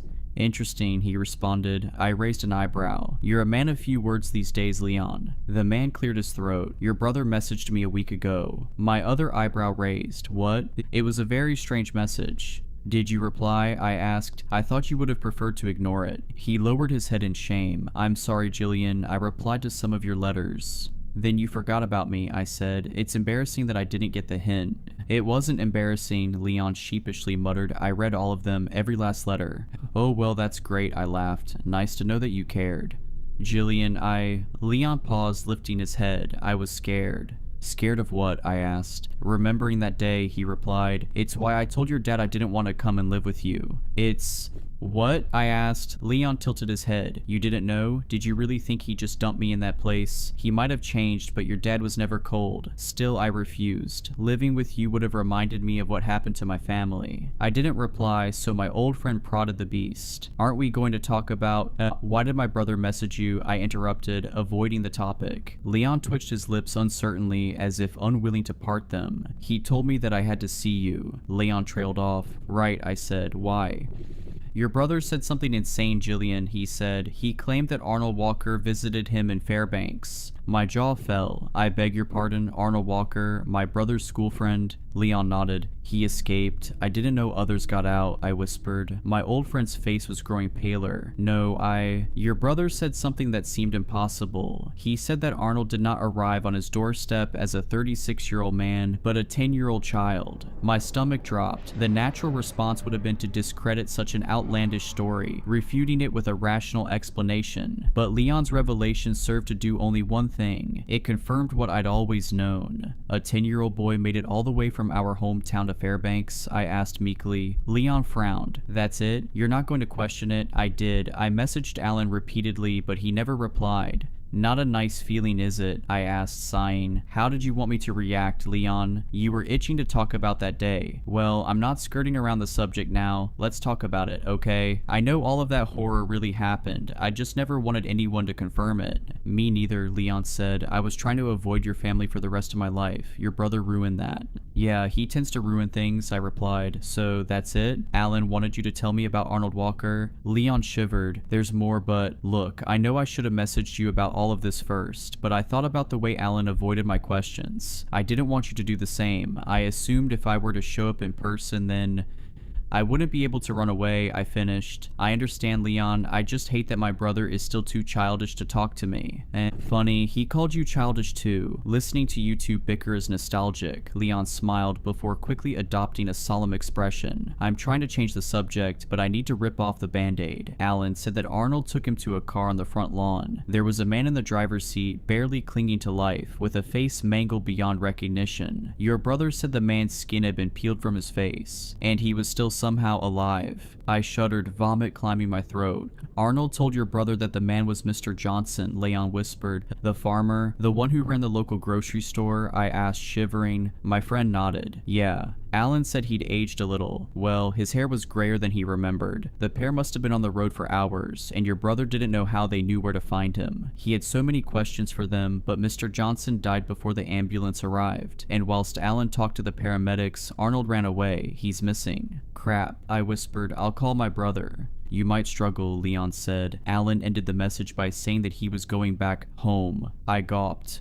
He wouldn't be that stupid. Maybe not. You should try to contact him, Leon said. He hasn't replied to my dozens of messages, but he might reply to you. Not sure he even has a signal out there in the boonies, but you're right. You should try. I spent an hour trying to contact my brother in various ways, but he did not respond. Alan had vanished, and I knew, like it or not, that I had to return to our village too. I should have told Dad, would have told him had he not been one bad day away from a heart attack. In spite of the man he'd become, I loved him. I didn't want to remind him of the place we'd fled. One person should be spared the horror of remembering, I thought. Leon and I, two strangers who'd spent formative years together, piled into my Kia, and we drove from Anchorage to a place that I'd long hoped had never really existed. I was going to be horribly disappointed. On a nondescript road that burrowed into the Alaskan wilderness, my throat started to twist and constrict. The outer edge of my vision shrank, and my head pulsated with a slowing rhythm as the world slipped away from me. I struggled to breathe as I came to terms with an awful fact. I recognized that endless road. Jillian, Leon whispered. Don't, I begged. I didn't want to hear it. I wasn't ready. I'd known all along, of course, that our village existed, even when extensive research had revealed nothing about the town. When I thought of the way the breeze consumed the town, erasing its residents, it made sense that it would erase the very place itself. After all, even I'd started to doubt its existence, and I'd lived there. Accepting the unearthly nature of the event wasn't as tough as you might imagine. If anything, I had fought hard to deny it. I wanted to ignore the existence of a paranormal force, though I had witnessed it with my own eyes. Even if there were some Alaskan breeze powerful enough to instantaneously freeze an entire town, we hadn't witnessed that. We'd seen something else. We'd seen that glacial wind freeze the town, not its people, but its tether to time. After an hour of following the frosted landscape, we saw something familiar on the horizon. Leon's face mirrored mine as our wicked village appeared, a bulge of ruin and decay, growing as we neared it. And when we crossed the threshold into the desolate town, the reality of our quest finally dawned on me. Where is everybody? Leon asked. It might seem a moronic question to an outsider. Our old village was clearly an abandoned place. No rational person would expect anybody else to be there. Of course, I understood Leon. He had asked the same terrifying question that was circling the drain of my mind, refusing to flush away. I thought back to that terrible day on which hundreds of people froze in time. Then I thought of Arnold Walker and Mr. Johnson, the two residents who'd supposedly shown up at my brother's door. One of them had looked no older than he'd been in 1998.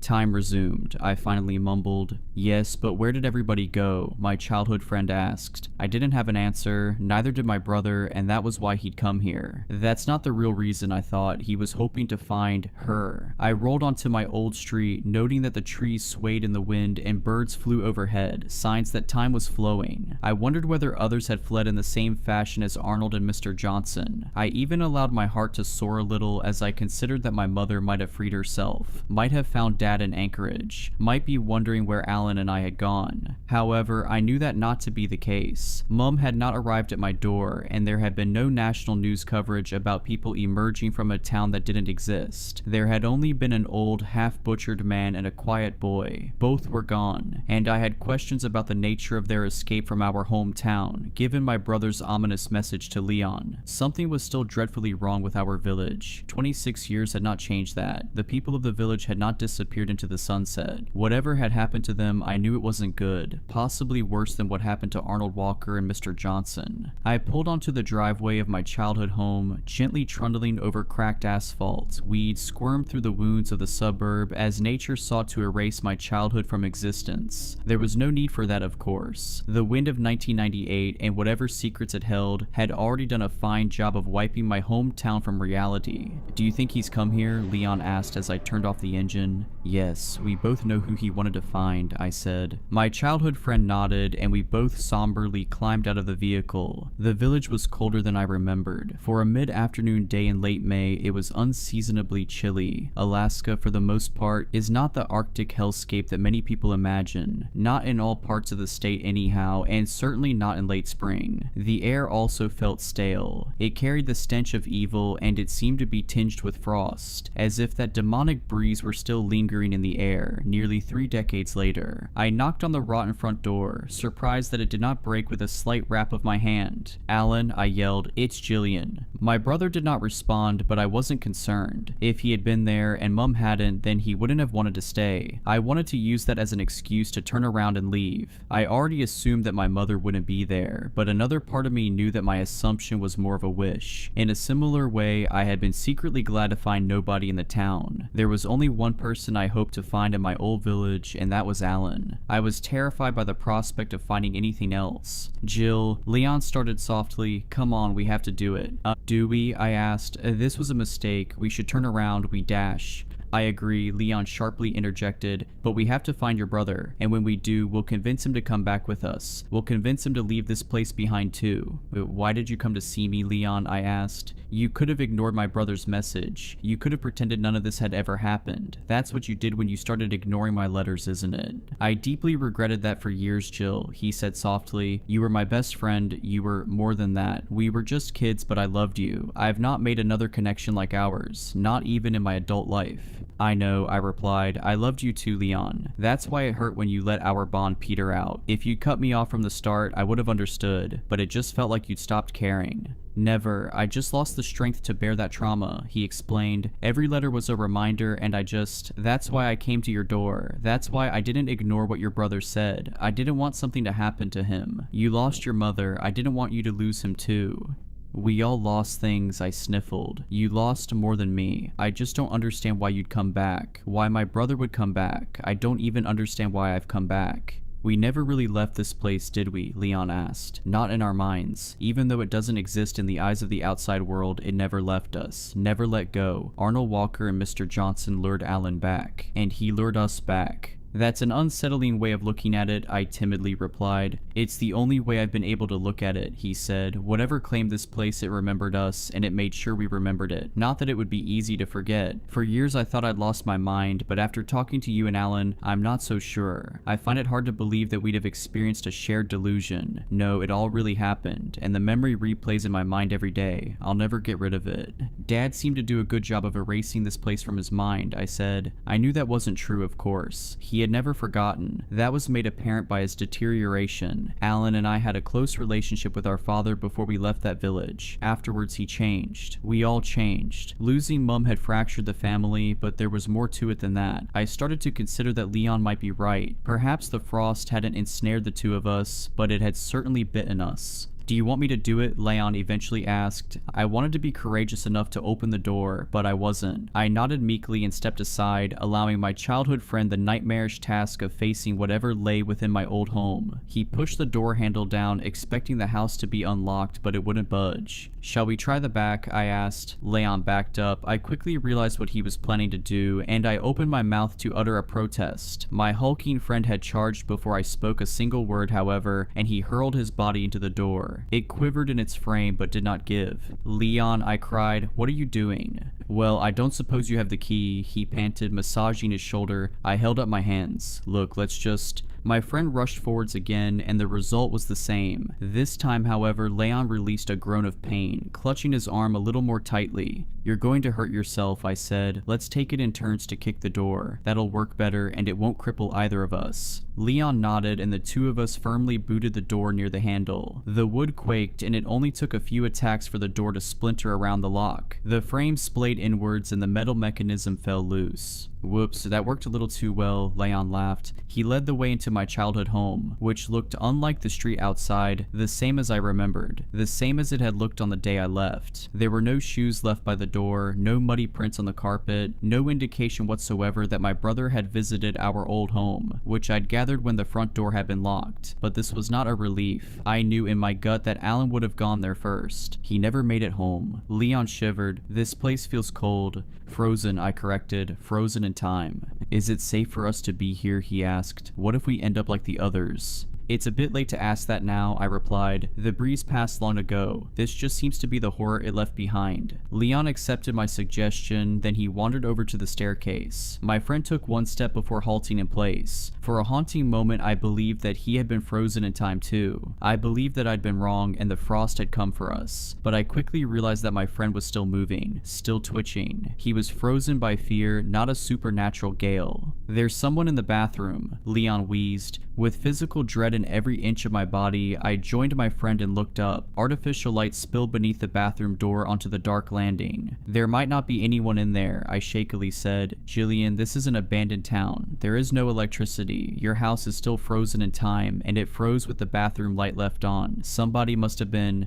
Don't say it, I pleaded, upper lip trembling. Do you want me to lead the way? He asked. I didn't. I wanted to run, but I knew I would never forgive myself for doing so. Leon was right, of course. I hadn't allowed him to finish his sentence, but it was clear that he was going to mention somebody in particular. Somebody whose face flooded my mind as we ascended the staircase, one tentative step at a time. Somebody whose name started to tickle my lips as Leon grasped the handle to the door. It wasn't locked. Mum, I moaned as Leon inched it open. My ageless mother was inside. I'm sure I would have screamed at whatever we found, but I was not prepared for the state of the statue before me. Mum was standing at the sink, hands cupped below a stream of tap water suspended in time. As I had always feared, the frost caught her. It was horrifying enough to be frozen in time for 26 years, whilst the rest of the world continued, but that wasn't why I screamed. I'd braced myself for that possibility. I'd spent my entire adult life coming to terms with it. I screamed because I wasn't prepared to see her face. Mum was smiling, not a wholesome smile. It was a taut grin that etched an unnerving crescent shape across her cheeks. There was nothing unnatural about the grin, but it looked painful, and it appeared as if cataracts had taken the entirety of her pupils. Mum, I asked weakly, do you hear me? There was no reply. I peered around the side of her face, and I immediately regretted it. Though she was frozen in time, she did not look unaware. I felt her sightless eyes boring into my face, and I quickly jumped backwards. Let's go and find your brother, Leon fearfully said. As I nodded, backing towards the doorway, I locked my gaze onto my mother's profile. My heart pounded as I started to close the bathroom door. I was trying to ignore the idea that had wormed into my mind. The possibility that, behind the glassy cataract, a pupil might still exist, lying dormant, watching me from a face that no longer seemed to belong to my mother. After I shut the door, Leon and I took a few moments to control our breathing. With a slight tremble, my friend finally walked over to the light switch and raised a hand, but I caught his wrist. What are you doing? He frowned. Leave the light on, I whispered. I don't like the idea of leaving her in the dark. My friend's expression softened, and he nodded, seeming to understand my explanation, seeming to empathize, but I was lying. I wasn't worried about leaving my mother in the dark. I was worried about the thing behind that smiling face. Alan didn't come here, I said. Did he really come back?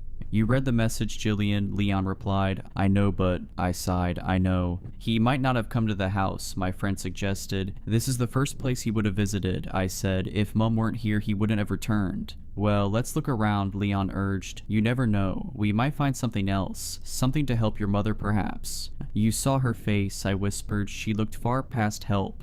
Don't say that, Jillian, Leon shouted, eyes watering. You idiot, I thought. I was so self-centered, so focused on finding my brother and my mother. I hadn't thought about Leon's parents, his brother Carl, people we left behind when my father saved us. I remembered Leon sobbing as he begged my father to turn around. I'm sorry, I said. We need to find your family too. Leon viciously shook his head. Only if we find an answer, Jill. Only if we find a way to save them. My friend entered my childhood bedroom and I followed him. I imagined that visiting one's childhood home is a strange experience for anyone, but strangeness morphs into horror when that home is trapped in a moment of time. I felt physically unwell when I saw the glass of water on the bedside table, fresh as it had been on the day that my dad took us to the park. Life had continued for me, but the town was still trapped in that dreadful, inexplicable day. "Jillian," Leon said calmly, "there are people outside." He was standing in front of my bedroom window, and when I joined him, eyeing the road below, I saw them. A man and a woman who seemed to be in their mid-40s. The man wore ill-fitting clothes, a checkered shirt 2 sizes too small, and a pair of torn jeans. The woman, on the other hand, wore a pristine, shapely dress with a floral pattern. She looked oddly familiar, though her eyes were jittery and unfocused. It was the man who'd locked his eyes onto our house. "I vaguely recognize her," Leon said. I nodded. "Yeah, I don't know her name, but I remember her. She looks a tad older perhaps. I don't know the man though." "You stay here," Leon said, reaching inside his coat. "Don't come out." "What are you holding?" I frowned, noting his shiftiness. "Just..." Leon concealed his hand within the thick, wintry coat. "Are you going to stay in here?" My eyes grew as I spotted a glint of metal. "You don't... No, Leon, please, don't tell me you have what I think you have." "We had no idea what we were going to find here," the man protested. I scoffed. "Leon Taylor, carrying a gun, the boy who berated me for killing me a spider." Before he replied, there came the sound of the front door swinging open, and when we spun our heads back to the bedroom window, we saw that the man and woman were no longer on the street. I realized they were inside. "Hello?" called a man from downstairs. "We mean you no harm." "I have a weapon," Leon yelled, slipping the pistol out of a hidden holster. "Don't shoot. It's Bernie Bradley," the man shouted weakly. My mouth gaped. Bernie Bradley was in my brother's school year. I remembered him, and as I recalled the face of the man I'd seen on the street, I didn't find it hard to believe it had been the face of that same boy, 26 years into the future. "What do you want?" I yelled. "To help you," he replied, "before they come." "Who?" Leon asked. "I'll tell you if you put that weapon away," Bernie said. "I don't trust you enough for that," my friend growled. "Are you Leon Taylor?" the man asked. "Why?" Leon responded. "Sydney Manley pushed you off the swing set and you called her a fat cow," Bernie said. "She ran home in tears." It wasn't enough. In a place like that, which defied all laws of rationality, it wasn't enough for Bernie Bradley to know that, but Leon and I needed it to be enough because we were hopelessly alone, hopelessly afraid, and hopelessly desperate. My friend reholstered his weapon and we walked onto the landing. Bernie and the woman were midway up the stairs. The man's hands were raised, but the woman barely seemed aware of where they were, barely seemed aware of herself. "Leon Taylor and Jillian Maynard, is that right?" Bernie asked. "How did you recognize us?" I asked. "You were the only ones who escaped," he replied. "The Maynards and Leon Taylor." "The only ones?" Leon asked incredulously. Bernie nodded. "Others tried, but the frost got them." "So why aren't you..." I started, unable to finish. "Mind if we sit down before I answer that?" he asked. I looked at Leon, and my friend begrudgingly nodded. We all headed to the living room and sat down. Once we did, Bernie Bradley told us an incredible story, and the woman beside him simply rocked on the sofa, face painted with a disturbing smile. Bernie had been a 10-year-old boy, sitting at his bedroom desk when the chill swept through his room. He told us that he remembered nothing but a black void. He might have been there for an eternity, or it might have been less than a moment. When he woke from that dark slumber, still a 10-year-old boy sitting in the desk chair, Bernie looked out of the bedroom window. He was overcome by the horrible feeling that time had been lost, but he didn't know how much. And when he saw residents frozen in the street, he realized that something awful had happened. Bernie found his own paused parents in the kitchen, and they were completely unresponsive to his pleas. The lonely, frightened boy ran through the town, calling for help. Nobody answered. After a long day of searching, he returned to his house in tears. For a week, Bernie lived on cans of food from the cupboards, and then he heard shouting from the street. "Hello, is anybody there?" a man called. Bernie ran outside to find Mr. Johnson. The farmer had just woken from a darkness to find the town full of statues. Bernie told Mr. Johnson that he'd been alone for a week, but he had no idea how long he'd been frozen before that. The boy wanted to leave, but the farmer said they had to save as many people as possible. They had a duty to do so. After all, neither the farmer nor the boy knew what might happen to them if they were to run. The frost might return. Anyway, Mr. Johnson took Bernie under his wing. The crops in his field thankfully had unfrozen, as had his entire farmhouse. Mr. Johnson fed Bernie, and the two of them survived. A week later, they found Elizabeth Coulter, the local head teacher, wandering through the town. Over the course of the following year, a dozen more unfrozen souls were saved and brought back to Mr. Johnson's farm. But things changed as time passed. The newer thawed souls were unhinged. The longer a person had been trapped in that black stasis, the less human they became. They were still intelligible, but they spoke only of the voice in the void, a voice that they missed in the land of the living. They were irritable, but Mr. Johnson cared for them all the same. Eventually they fled. This only worsened as the years went by. After a decade, Bernie's mother and father unfroze. However, his dad ran and his mom only remained because she was lost and confused. She would rant and rave about the speaker, the one that would make everything better, the one that would make them all eternal. It was during the year of 2018 that things crossed a terrifying line. Mr. Johnson had decided that newcomers were not welcome. It was a decision of necessity, not cruelty. The recently unfrozen folk had become more than unintelligible. They had become dangerous. "Hark, the speaker calls," Walter Frankton screamed. The middle-aged man who had once been a police officer was standing outside Mr. Johnson's farmhouse. When the community of sane people emerged, they screeched at the sight of Walter holding a charred body above his head. Nobody identified the burnt corpse, but Mr. Johnson wasted no time in drawing his rifle and giving Mr. Frankton 10 seconds to flee. Bernie explained that Walter laughed demonically before disappearing into the night. Over the coming years, bodies were found in the street. Followers of the speaker would relentlessly pursue Mr. Johnson's community, so the sane folk kept distant from the people of the speaker. Few of Mr. Johnson's followers understood why they stayed, yet nobody felt able to leave. Something was keeping them there. A couple of weeks before Leon and I arrived, however, Bernie said that Mr. Johnson finally announced his plan to leave. There were murmurs of uncertainty. Everybody wanted to escape, of course, but fear had always stopped them. Still, they trusted Mr. Johnson. If anybody had the power to safely lead them away from the place controlling their minds, it had to be the brave farmer. Packing and preparations began. However, some days later, Bernie Bradley happened to look out of an upstairs window and noticed Mr. Johnson. The old man was wandering aimlessly onto the driveway, stumbling like a drunken man towards his vehicle. Bernie said there was a small child standing beside the car. The young boy led Mr. Johnson to the driver's door with a smile, and the two of them fled. Things disintegrated after that. When a Molotov cocktail found its way through a window, the community dispersed. The sane folk fled in different directions, and Bernie was left alone with his mother. "We've been running for days," Bernie explained. "I keep finding the bodies of people from my community, charred corpses in the street. I tried to leave this town, but it wouldn't let me. The farther I drove, the sharper the pang in my heart. I knew I'd die if I were to keep going." "How did you find us?" Leon asked. "I heard you," Bernie replied. "Hard to miss the sound of an engine in a dead place like this. I had a hunch that it might be you." "You must have heard my brother then?" I asked hopefully. Bernie frowned. "Alan's here? That might explain the raucous a few days ago. I don't know what I heard. Noise. Lots of it. You won't find him, Jill. You have to run whilst it still lets you. The frost might be gone, but something lingers." "The speaker?" Leon asked. Bernie nodded. "I was fortunate enough to never hear it, or never remember hearing it. I don't know what it said to them. My mother won't tell me." Bernie looked at the woman next to him, the one who appeared to be the same age as him, though I realized he was still a decade younger. The horror of our town had aged him beyond his years. "It will be so glorious." Bernie's mother giggled, eyes bearing faint pupils behind mild cataracts. "You're lucky that they didn't see you arrive," Bernie said. "Otherwise you'd be dead already, but they'll come sooner or later. And you need to listen to me if you want a safe way out of here, okay? We need to distract them, keep them off your backs." I shook my head. "I need to find my brother. I know he came to this town. I thought I'd find him in our home, but..."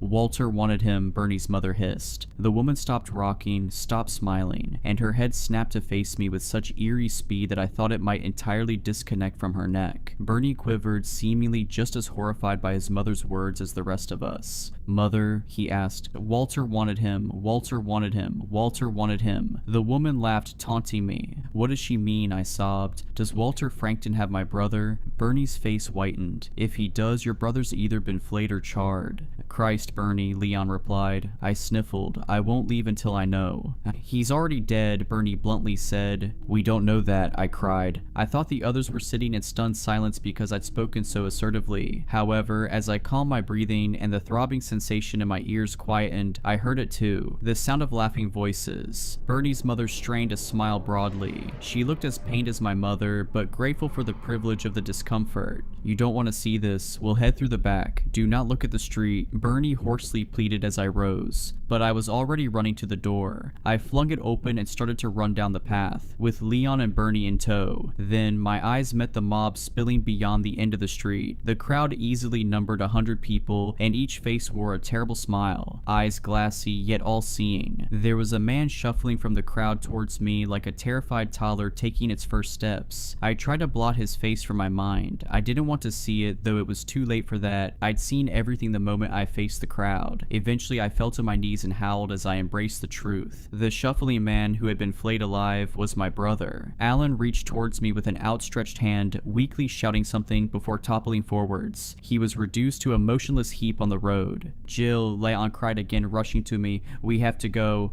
I continued to wail as the gleeful crowd surged forwards. I resisted Leon, but he easily hauled my limp body to the car and bundled me into the back. "He needs help," I blubbered. "He's gone, Jill," Leon whispered. "What about your family?" I asked. "They're all gone," he sniffled, stepping on the accelerator. Staring through the rearview window, I watched the crowd approach my old home. Bernie stood on the front porch, and his mother had her hands on his shoulders. The man did not run. As we pulled off the driveway, it almost seemed as if he, too, finally had a smile on his face. The mob swarmed Bernie, and I heard a brief cry of agony. It may have been ecstatic or fearful. It may have been both. After we crossed the border, no chill pierced us. We were free to leave, but I know Leon and I belonged to that town. I have always suspected that the wind grazed its teeth against my skin when I was a child. It grazed all of us. For even now, I still feel that link, that urge to return to the salivating mob with a smile on my face. When I returned home to find that my father was missing, I knew he felt it too.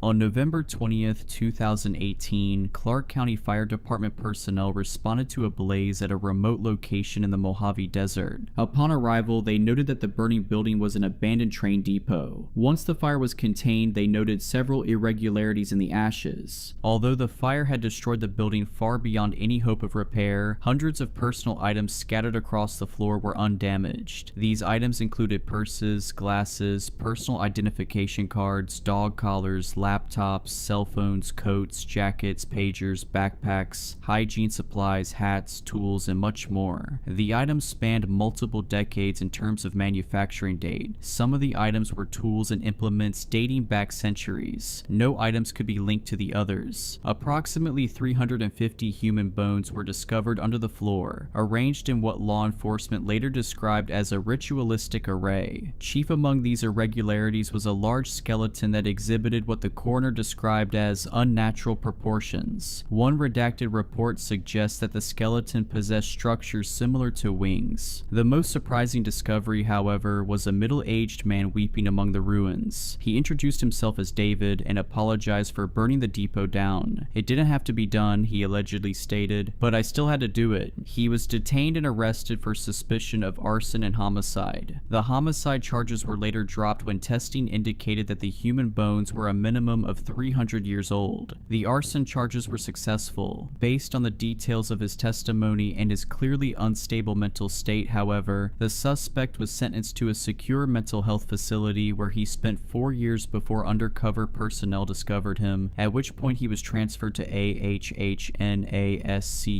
Shortly after incarceration, the inmate submitted to various assessments and field tests. The findings were unusual even by agency standards. In simplest terms, David seemingly possesses the ability to locate the souls of deceased individuals, at which point he is compelled to hear their final statements, which David understandably refers to as confessions, while escorting them to what he calls the other side. These duties were, and remain, psychologically distressing. Immediately prior to burning the depot down, David states that he failed to transport a passenger. The details of this failure remain unknown. David did not discuss them at any point during the interview recorded below. At This time, the agency plans to implement ongoing treatment with the goal of identifying and hopefully rectifying the details of this failure. Administration hopes to evaluate and, if appropriate, commission David as a T-class agent upon completion of his treatment. Prior to his arrest, David's mode of conveyance for these trips was his truck. David presents as a Caucasian male between the ages of 60 to 65. He is approximately 5 feet 8 inches tall, with dark hair and brown eyes. David's diagnoses include depression, anxiety, post-traumatic stress disorder, and severe insomnia. It should be noted that the site of David's depot bore signs of ritualistic use dating back approximately 500 years. The site is currently under quarantine. It should also be noted that inmate 17 has expressed repeated interest in David. Finally, the interviewers would like to note that David has expressed a desire to change his title to something less ominous, such as the Ferryman. Interview subject: the Pale Horseman. Classification string: non-cooperative / destructible / Gaian / constant / low / Faulos. Interviewers: Rachele B. and Christoph W. Interview date: December 19th, 2024. One night I woke up and really needed to talk to my dad. Of course I couldn't because he died about a month before. I paid for the funeral. It was so small and so cheap it was basically an insult to his memory, and it still ate most of my savings. I didn't regret it. I was just ashamed I couldn't afford to give him something better. Still am. Arranging the burial kept my mind busy. When you're busy enough, nothing really has the opportunity to sink in. But the night I woke up needing to talk to my dad was when it sank in that he was really gone. I got out of bed and went for a drive. Drives were something my dad and I used to do. Probably the only actual bonding time we ever had. It was hard for us to talk to each other, or to anyone really. We were both human dams. But something about those drives broke. The dams broke down. We had to actually be driving though. For some reason we said a word till after the wheels were moving. Night drives were the best somehow. We never even looked at each other but talked all the way to the other end of the highway and back. He'd always play music from when he was a kid. Sometimes he'd stop at the gas station for sodas and candy. Once in a while, he'd pull into the all-night diner and buy me breakfast for late dinner. Mostly we didn't stop at all. We just drove. But it didn't matter where we did or didn't stop. All that mattered was I got to go for a drive with my dad. The night I needed to talk to him but couldn't, I went for a drive. Partly because I missed him, partly because I wanted to be able to cry privately. Me crying always freaked both Amber and Devin out, and she didn't need any extra stress. But mostly because when it comes right down to it, solo driving is the most soothing thing I've ever done. Night driving particularly. Night driving in the desert especially. The moon-silvered landscape is this patchwork of contrasts. All shadow and silver, dim light and dark so deep it makes that dimness look bright. There's an inhuman, almost primal peace I find when I'm out there. It's liberating and eerie and beautiful all at once to be alone on the road at night. An exercise in isolation. Isolation can be hard, but it's the only time I feel comfortable being myself. So the isolation has always been a draw. So is the desolation. The desolation of the desert is impersonal and gentle. Sometimes that's exactly what you need. A reminder that you're less than the blink of an eye, that everything you feel and everything you've done won't even be remembered. That sounds bitter, but it's not. At least not to me. In fact, that's the only time I get safe enough to actually feel the things that make me hurt. On that night and on that drive, I was remembering the night before my dad went to the hospital for the last time. He was still himself, but his mind was not exactly slipping, but traveling, flitting back and forth between childhood and adulthood, and staying back more often than not. That night especially, it was kind of like he was a little boy again. He was scared of the dark and started crying, so I got in bed with him the way I used to when my kid had nightmares. He snuggled in just like Devin used to and started talking about his life. Things I never knew, things I never even thought to ask. God, that was hard, knowing there was so much he never told me, so much I'll never know. He got to talking about his mom. I asked him a question, I don't even remember what, and he sat up hopefully, asking if his mama was there. No, Dad, I said gently. Is she coming? The hope in his voice broke me. Remembering his as I drove along the road that night broke me all over again. The desert glided past as I cried, shadows and darkness all covered in a thin film of silver moon. That landscape reminded me of my heart, a bottomless dark pit filmed over with whatever light I could muster for my family's sake. At some point, I noticed the road was different. I know that road. I know every bump and shimmy. You know how desert highways can be. Rippled, warped, cracked. I knew the stretch of road I was on was so broken up it sometimes felt like a monster was reaching up from under the asphalt and jerking your wheels around for the fun of it. It had always been that way. I figured it would always be that way. But that night, that stretch of road was so smooth it felt like my wheels weren't even touching the ground, like my truck was gliding on air. That's when I saw the hitchhiker. I don't pick up hitchhikers. Not because I expect anything bad to happen, I really don't. I've found that it's easier to trust everyone until they give me a reason not to, and hitchhikers are no exception. The only reason I didn't pick them up is because I had a family and they needed me. I couldn't take the risk, even a small one, for their sakes. But this guy, I had to pick him up because in silhouette at least, he reminded me of my dad. I'm not big on fate or mysticism, not at all, but I do believe in human connection. I think everything on earth is more deeply connected than any of us know or even want to acknowledge, and denying that connection is the root of a lot of problems. I guess that actually sounds pretty mystical, but why was I even on the road, right? I woke up missing my dad and went for a drive specifically to cry for him where no one would have to see. On this drive, I just happened to see a guy in need who looks like my dad asking for help. What are the chances? 0. Those chances are 0. It felt like one of those connections, so I pulled over. The hitchhiker climbed in as coyotes howled nearby, pleasantly eerie. The desert outside looked darker and brighter than ever. Up close, the guy looked so much like my dad that it made me choke up.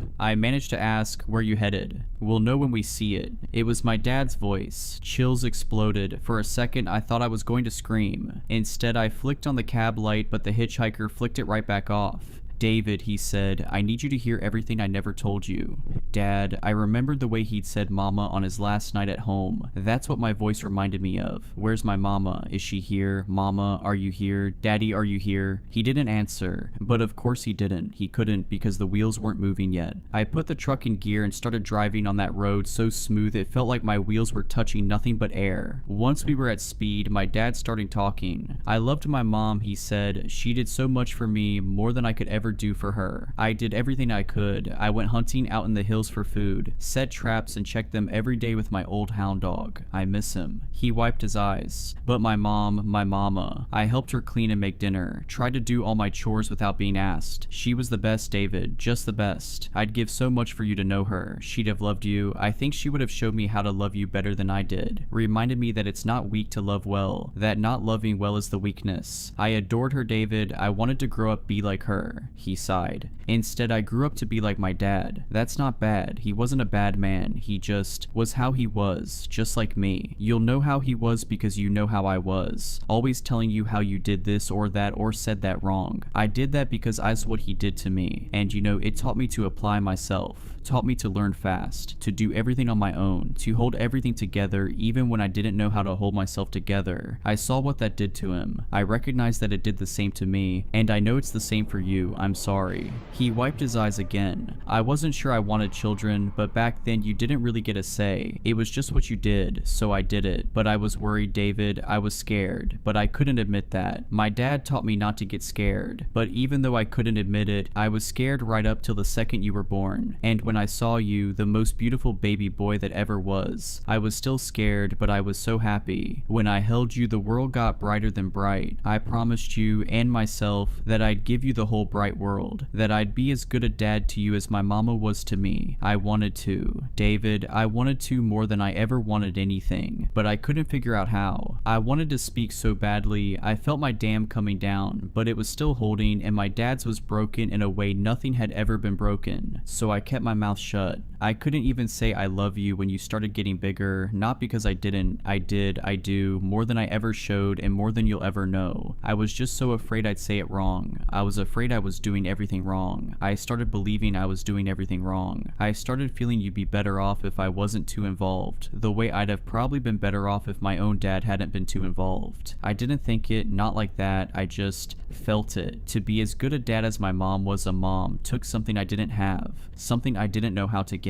You know how I was, David. You know if I couldn't figure out how to do something in 2 minutes flat, then I just didn't learn. That's the worst thing I ever did. I wanted to tell you, I wanted to be that for you. I never never was, and now I never will be, but I love you, and I wish I'd known how to make every minute of every day be as good as our night drives. Here's my stop, getting out here." He pointed to this little train depot just off the highway. It was tiny, lights spilled from the windows, so bright the building looked like it was suspended in a tiny sun. I pulled over, he patted my shoulder and said, "Thank you for hearing." Then he got out and walked across the sand to the depot. When the door swung shut behind him, the lights went out. I sat there for a while, gripping the steering wheel for dear life while I sobbed. Then I headed home. About 10 minutes into the drive, my wheels start grinding on the asphalt again. When I got home, Amber was awake and she was a wreck. She wasn't doing well, she never really had, but it got really bad after her sister passed and never got better. It took me hours to calm her down. She kept repeating, "I thought you left me." I told her what I always did, "I'll never leave you." Our son Devin was waiting in the kitchen after she finally fell asleep. "I hate her," he said, "or at least what she's become. And you're not any better, you never were." He took off before I could say a word. I didn't try to stop him, not because I didn't want to, just because I didn't know how. I didn't really get the chance to process what happened that night, but I don't think it would have made a difference. Definitely wouldn't have changed the fact that I didn't know what I thought about it. In the end, I wrote it off as a trick of grief. You know, near-death experiences supposedly only manifest to ease the distress of passing. I figured my experience with my dad manifested to soothe the distress of grief. Until a couple weeks later, when I woke up in the middle of the night needing to talk to Dad again. I can't describe the excitement or the hope. Hope that everything I ever believed about connection and interconnectedness was real. That my dad and I finally had the connection we always wanted but couldn't forge. A connection strong enough to bypass or even wormhole through death itself. I got in my truck and went for a drive. About halfway down that buckled, broken highway, the asphalt smoothed out and it felt like my wheels weren't touching the ground. And a couple minutes later, I saw a hitchhiker. My heart kind of swelled and I felt this big smile spread over my face as I imagined another night drive with my dad. But this hitchhiker wasn't my dad, it was a woman. I thought about my grandma, I even thought about Amber's sister. I pulled over, she got inside. I didn't know her, but she seemed to know me. "Mom," she said, "I need you to hear everything I never told you." I frowned but started to drive. "I took care of Roxy, just like you told me to. I really did, but I also really didn't do it right." I felt a sick swoop in my stomach, but didn't say anything. That's one of the rules of night driving, you don't interrupt. I wasn't cruel to her, wasn't mean, didn't neglect her, I would never, not ever, I took care of her, but I didn't love her. I didn't love her because I was jealous of her. How ridiculous is that, being jealous of a dog? She sniffed and wiped her eyes. "I was jealous because of how much you loved her. And Mom, I get it, dogs are dogs, and Roxy was really great even for a dog, but she was still just a dog, and you bought her more clothes than you ever bought me. You put more effort into her treats and prescription food than you ever did for me. You used to feed me stuff that made me sick. I know it was because you couldn't afford anything else, but you still spent more on her. You took her to the vet more than you ever took me to the doctor, and it's not like you knew, but not going to the doctor is how I ended up here at 44 years old. But none of that even matters. What matters is you gave the dog all the love you didn't want to give me, and I get why, I do. Roxy is Roxy, and I'm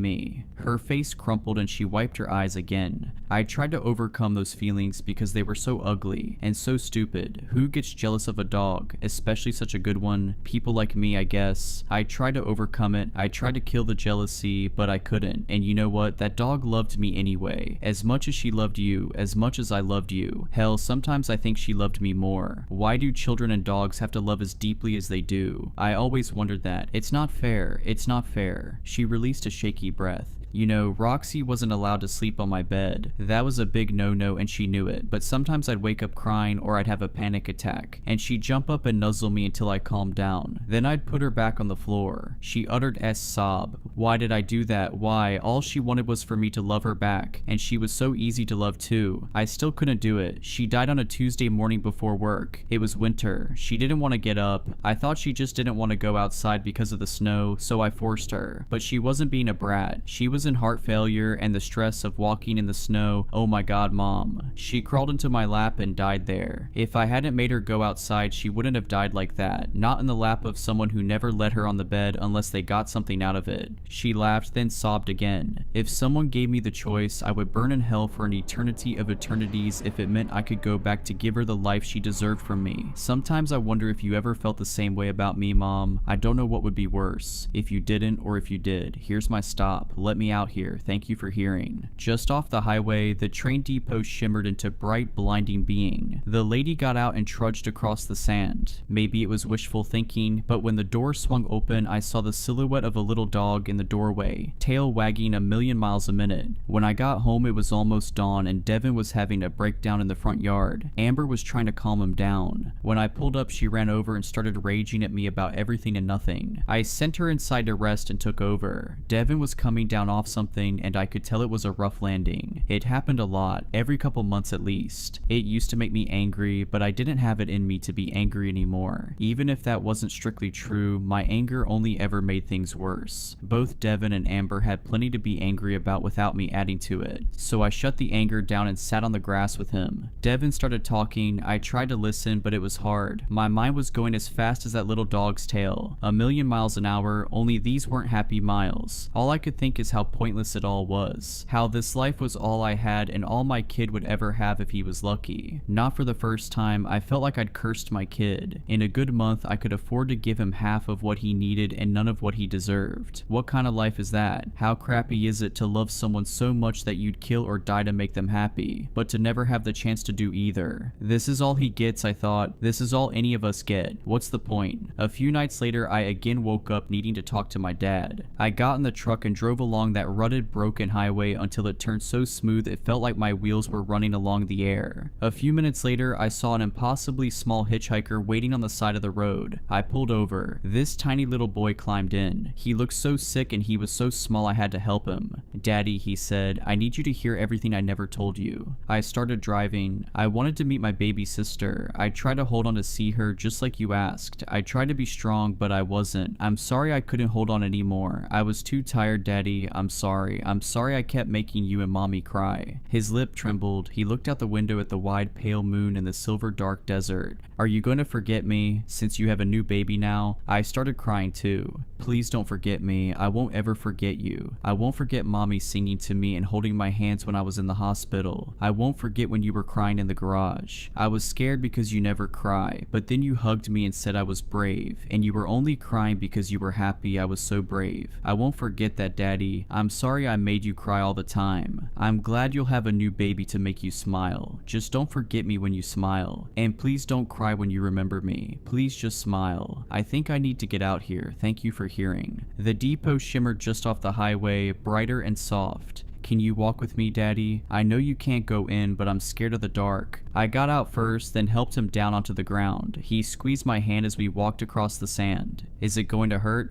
"No," I said, "I promise." When we reached the door, he looked up at me, beaming. He didn't look sick anymore. "Thank you, I won't forget you, don't forget me." The door swung shut behind him and the lights went out. There was such pressure in my chest, heavy and painful, expanding at the speed of light. It felt like it was going to crush me and make me explode at the same time. I opened the depot door. It was dark inside and empty except for spiders. I went back to my truck and drove home. The road stayed smooth for hours. For so long I started getting scared. My wheels didn't touch asphalt again until dawn. It felt like a warning, so I decided no matter what that I would never touch the depot door again. This arrangement, if that's what you want to call it, continued for a while. Maybe once a week I'd wake up needing to talk to my dad. I'd get up and go for my night drive in the desert, trundling down the jagged highway that was so broken it felt like a monster was reaching up to mess with my axles right up to the second the road turned smoother than air. A couple minutes later, I always found a hitchhiker. They were all sad, even the happy ones. That was hard. Being whoever they needed to talk to was harder. None of those people ever knew they were talking to an old fat truck driver named David. They thought they were talking to their dads or moms or grandparents or spouses or lovers or friends or siblings or enemies or kids. Most of them were relieved to see the depot come shimmering into view. A few were anxious. One was terrified. He was disgusting. From the second I saw his silhouette on the side of the highway, everything in me started screaming. For the first time, I thought about driving on past and leaving him in the dust. I almost did, but then I remembered that morning where my wheels just wouldn't touch the ground again. So I stopped and he climbed in. He was too human and too inhuman at the same time. And what he told me, I've never even imagined someone could think those things, let alone say them, let alone do them. But he had. said. And he wasn't sorry, he was glad, he was gleeful. When he saw my disgust, he laughed. What did I tell you, Kate? I'm more than human, and I'm less. This is my stop. Thank you for hearing. The depot was there, but the windows dark. When we pulled up, his eyes went dark too. He looked at me. Instead of glee, I saw terror. I can't go in there, he said. I won't. Before I could stop him, not that I had any idea how I would, he jumped out and bolted out across the desert. The full moon cast a wild, awful shadow behind him. As I pulled away, I saw the depot door opening. Something slithered out, something huge and just as awful as him, and took off into the desert, chasing him and his hideous shadow. When I got home, there was an ambulance in my driveway. Paramedics were wheeling Devin out on a stretcher. Amber was sobbing. Before I even got out of the car, I was sobbing too. I tried to hug her, but she threw me off. Devin died that night. I didn't sleep for weeks. There was no one I felt like I needed to talk to for weeks. I'm not sure I felt anything. I think I just wanted to die. The first dead, dreamless sleep I had happened 5 weeks after he died. It lasted 2 hours. Then I woke up needing to talk to him. I was already crying by the time I reached my truck. I drove out onto the highway under the moon, through the silver darkness and the howling coyotes. Their songs sounded like what was inside my heart. The broken road knitted itself, turning so smooth it felt like there was no road at all, only air. And then there he was, my boy, standing on the side of the road waiting for me. I pulled over. Rage, grief, and joy rushed through me, none stronger than the other. Devin got into the truck, scared and wide-eyed. I put the truck in gear and we started driving. I need you to hear everything I never told you, he said, and something inside me broke. A dam, but the wrong dam. Before my son could open his mouth again, I broke apart and started raging at him. Years and years of things that had built up behind the dam. Years and years of things I never told him. But not all of the things I never told him. Only part of them, and only the bad part. He didn't say a word. I raged until we reached the depot, all blazing bright and gold. He opened the door before I even pulled over. Too late, I realized what I'd done. I reached for him, but he shoved me away and ran. I got out and chased after him, but I was slow and he was fast, and before I made it halfway, he vanished inside the depot and the lights went out. I stood outside shrieking and begging him to come back out. He didn't. After a long time, I went back to my truck. I was scared I'd never find my way back home after that, but my wheels touched the road almost immediately. When I got home, Amber was gone. I didn't get a passenger for months. I barely slept and woke up 10 times a night when I did, but I never woke up needing to talk to anybody. I never felt any connection. I never felt any hope. It started again about a year later and went along a regular clip right up until I screwed up, just like I screwed up everything else. But until then it was good. I did what I was supposed to. I picked them up. They told me the things they never told anyone else. I listened and delivered them to their destination, ferried them to the last stop before their final destination. The depot was almost always bright. I'm not sure why I care anymore, but I'm glad it was bright. I'm so glad that for most of us, the end is soft and golden light. If you enjoyed these stories, please consider subscribing and liking this video. Let me know your thoughts of these stories in the comments below. I frequently talk to my viewers there. But anyways, I hope you were creeped out. Just kidding. Stay safe.